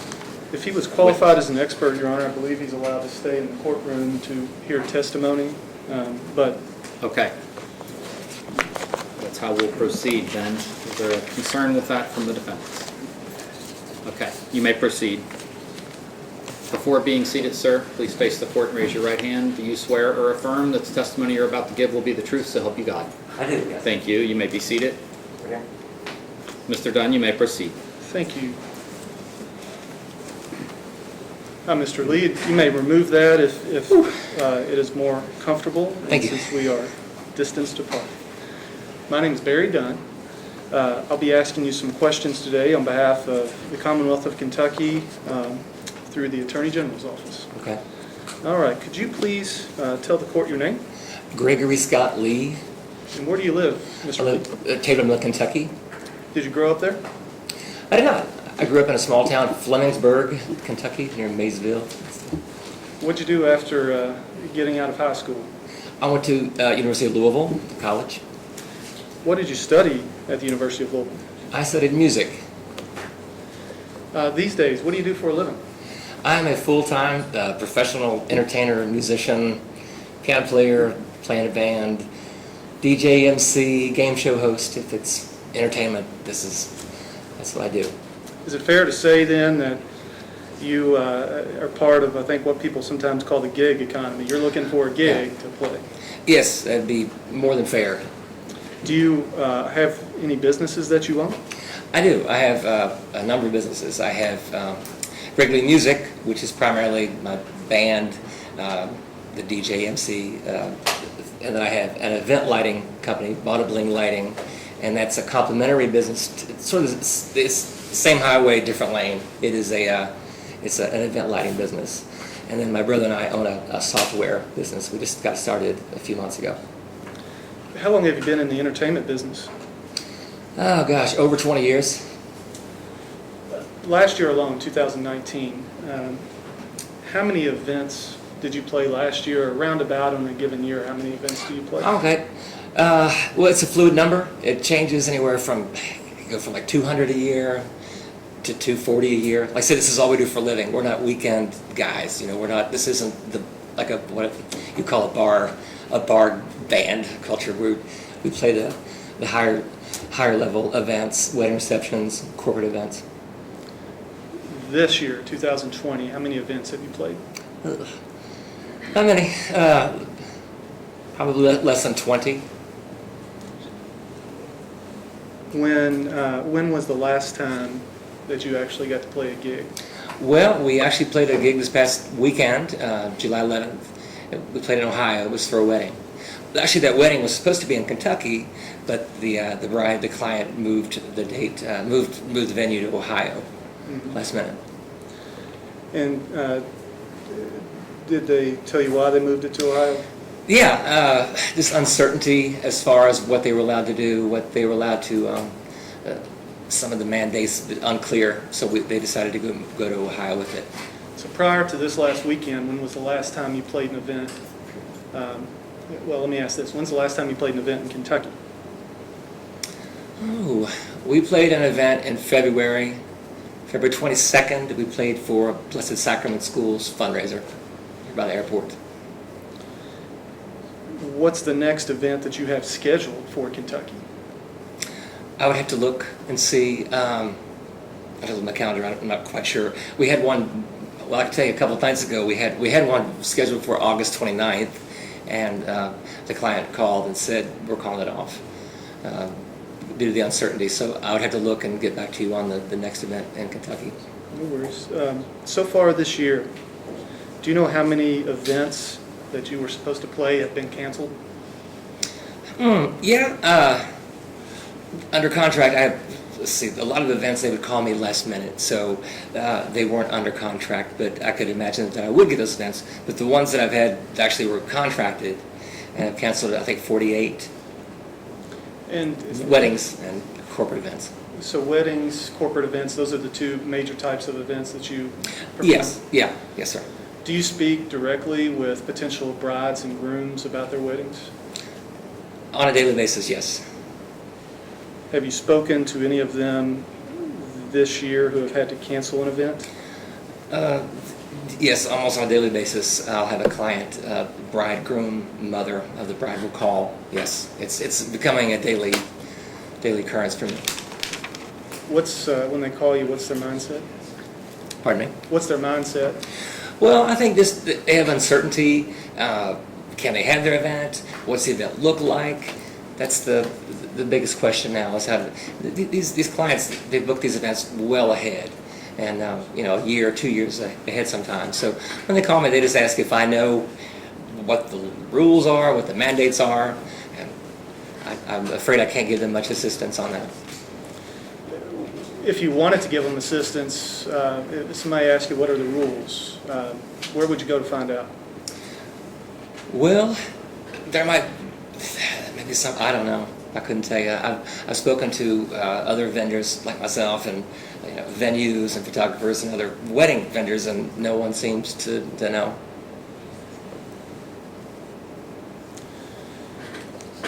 What's your wife do for a living? My wife is an event planner. She a talent agent. She owns a company, a small business called Showstoppers Talent, and she books entertainment. Like myself, she's my boss in a lot of ways. Is it fair to say that she has also suffered a loss of income this year? Oh yeah, yes, very fair to say. Is it fair to say that both you and your wife's livelihoods have been devastated this year? I think that would be a great word, devastated, decimated, all of those words, yes.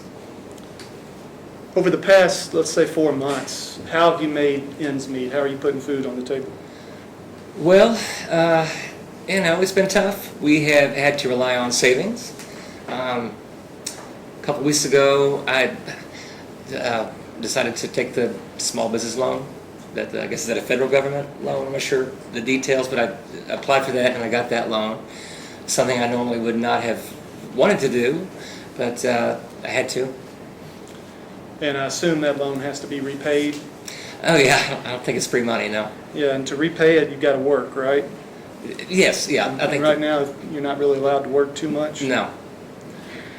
Have you sought any other help from the government? In other words, have you sought other funding sources of any kind from government agencies? Oh, yeah, like unemployment, definitely. So when I guess the federal government passed, I'm not sure if it's the PUA or the CARES Act or whatever it's called, I applied right away on for the Kentucky unemployment.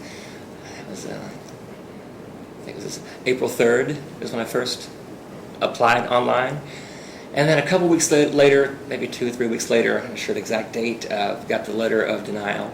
And then after that, I started calling right away, like, what's up with this? So I would call, and I was quite relentless on the phone calls. Every time I would call, I would get the same message that said, you're in the queue, now, don't hang up, or you can hang up, but we'll call you back.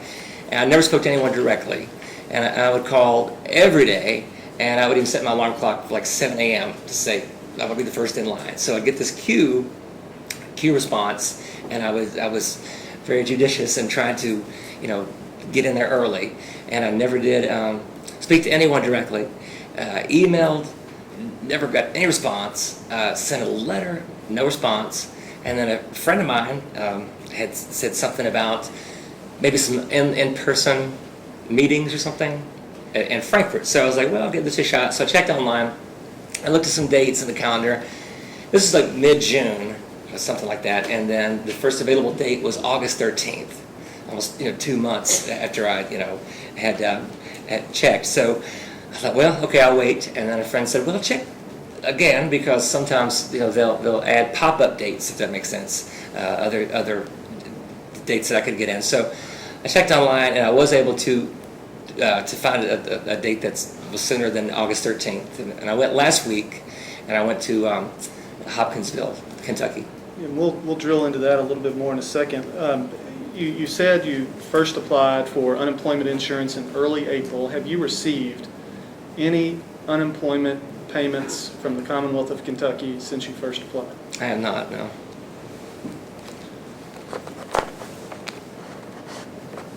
What number are we on? Believe that. Well, just take a quick look at something here. Okay, we got it. Just need to get a number, it's okay. It's just type.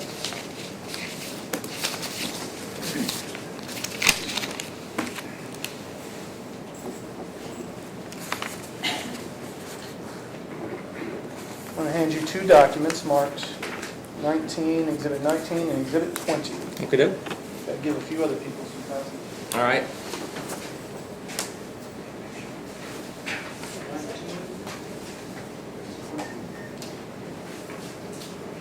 Your Honor, may I approach? You may. This will be 19. Thank you. This will be 20. Yeah, they're not. I'm sorry? They're not large. Go ahead.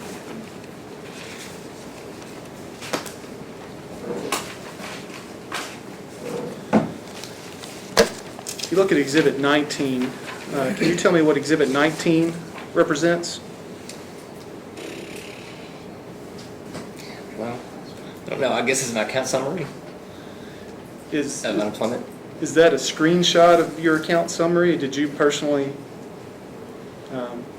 pull down that account summary? And have you seen that account summary before? Yeah, I have that, yes. Okay. And how did you see this? Like, how did you get to this document? I guess? Okay, so I'm not quite sure the exact detail. When I go on the site, I will say half the time it's down, the server's down. So when I am finally able to get to this point, I may have seen this a couple of times. Does it make sense? Just through the actual website itself, you can kind of go through your summary. Mm-hmm. And you said earlier that you've tried to call. How many times do you think you've tried to call the unemployment insurance folks in Frankfurt? It's been a lot. Conservatively, I'm not great, 500 times maybe.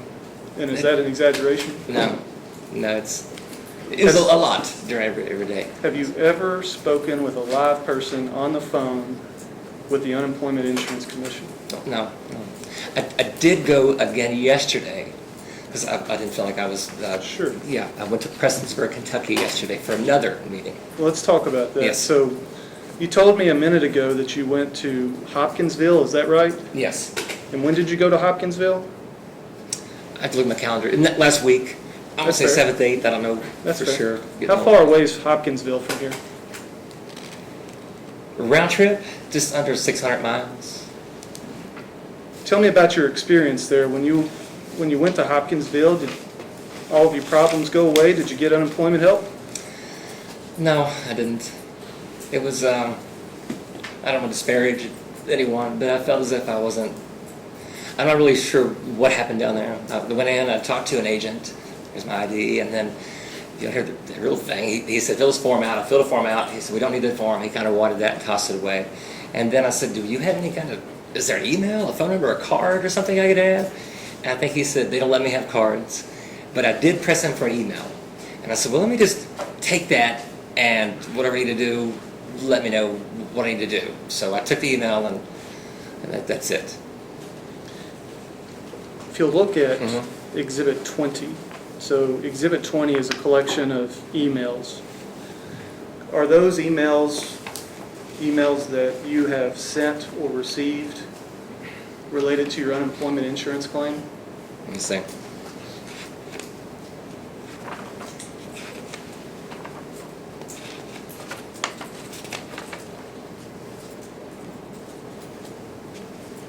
Yeah. Yeah. So these emails appear to start on July 15th, Wednesday, I'm looking at the wrong date, Thursday, July the 9th. Okay. And there are emails each day, so if we just flip through from page to page, there's July 9th, July 10th, another one on July 10th, the July 13th, and then one on July the 14th. So you drove to Hopkinsville for an unemployment insurance meeting. Following that meeting, did you send emails to the person you met in Hopkinsville? Yeah, yes. And in fact, did you go so far as to point out that you were going to have to drive once again to an unemployment insurance meeting, this time in Prestonsburg? You would appreciate it if he would follow up with you and let you know whether that was necessary. Yeah. And if you look at the last page, it says, "I will look at yours shortly." I'm sure that's meant to be you. I will Right, look at sure. you shortly. Or yours shortly, yes. Did he ever get back with you? He never did, no. So hence, yesterday you drove to Prestonsburg. How far is Prestonsburg? I think it's 190 miles each way, so give or take a mile or two. So you've called 500 times, you've driven to Hopkinsville and Prestonsburg, you've written emails and letters, and you have not received any unemployment insurance money from the state of Kentucky. That's correct, yes. Do you have any kids? I do. I have a 9-year-old, Bo. Where does your child go to school? He will be a 4th grader at Blessed Sacrament School in Lakeside Park, Fort Mitchell area. Do you have to pay tuition to go to Blessed Sacrament? Yeah, oh yeah, it's not free, yes. Based on your current financial situation, do you have the money to send him to that school next year? Well, we will have to dip into his, the 529 plan is his college plan. It's our plan to sell some stock or whatever's in that plan and dip out enough to pay for his tuition, yes. Was that money set aside so that he could go to college? Yes, yeah. How's your son reacted to the lockdown? Well, I think like most kids, they're resilient. We've tried to shield him from any financial woes. We've tried to be good parents and try to keep him insulated from some of the stuff he sees and hears. I think most kids have become more isolated maybe. He misses his sports, of course. He misses his friends. Who knows what's going to happen with these children. But I can definitely sense I'm sure like we all have kids, the isolation and the wondering, what we're going to do in the fall to get that every day. So we try to keep it normal as possible and try to keep some of especially the financial stuff away from him. I don't want him to know that mom and dad might be having some troubles. Well, thank you very much. Your Honor, I tender the witness. Okay. Plaintiffs have any questions? Just a couple, Your Honor. Yes. If I may, Your Honor. You may. Just a couple. Mr. Lee, my name's Tom Bruns. Hey, Tom. In light of what I just heard, Okay. as you sit here today, do you know what more, if anything, you could do to try and get the unemployment compensation you first applied for back in April? No, I don't. I don't think so. Okay, as far as anything you've heard or become aware of, have you tried it all? No. In other words, is there anything left for you to try that you haven't tried? Not that I'm aware of. All right. And as you sit here today, do you have any expectation that you're ever going to get that unemployment compensation? Well, I'd like to think so. I think this was the federal money set aside, so I'm holding on to hope, so I really think so. Other than crossing your fingers, do you have any reasonable expectation at this point? Yeah, I do. Based on? Well, just based on the fact that I think the federal level they've dedicated this money. So your hope is that something may happen at the federal level? Well, yes, I would say, I have some friends of mine who are in the same business in Ohio and Indiana, and they've had no problem receiving their money, no. So I'm just going to use Ohio and maybe Indiana as a guide, that, yeah. So the fact that Ohio and Indiana systems seem to work is giving you hope here? Yeah, again, you know, if it's a federal level, and I hope so, yes. Yep, hold on, yes. Okay, does that conclude your question? Yes, Your Honor. Okay. Counsel for the defense? Just a couple of questions. Oh, sure, yes, My name ma'am. is Latasha Buckner. I'm Governor's General Counsel. Oh, thank you. Who contacted you about being here today? So actually, let me tell the whole story. I put a Facebook post a few weeks ago. And I was like, hey guys, is anybody else having trouble with this? Anything I could possibly do? We're getting, at DEF CON 2 here. We need to try to get this wrapped up. So I put a Facebook post out. And I said, if anyone's had experience, in this, let me know. So a friend of mine emailed and said, hey, I might know someone. And then that's how we got connected. Oh, who was the someone? The someone? Yeah, An attorney here locally? yes. Brian Halloran. Okay, and then who did he contact you with? He did not. Okay, He just made a couple of sorry, I'm so comments. confused. It's fine. Yes, he said someone might be able to help you. Yeah. How did you find Mr. Wiest, or how did he find you? Mr. Dunn. Okay, thank you, that's Yes. good. And did they tell you what the hearing was about today? Not much, really. They said they were filing a suit, and if I could just tell my story, and I said I'd be glad to. So I don't really know too much about it now, actually. Okay, and some of the weddings that are being canceled and the other events, are you saying that's because of the governor's orders, or some of those because people are afraid to come out and have events together? It's a good question. Maybe a combination. I can speak for the one this past weekend specifically when they went to Ohio, specifically because they were going to get married in Covington down here at the Syndicate, or Madison. And they said, we just don't know what to expect. And they were able to go to Ohio with this event. Yes, ma'am. That's it, That's it. thank you. Yeah, yes, ma'am. Any redirect?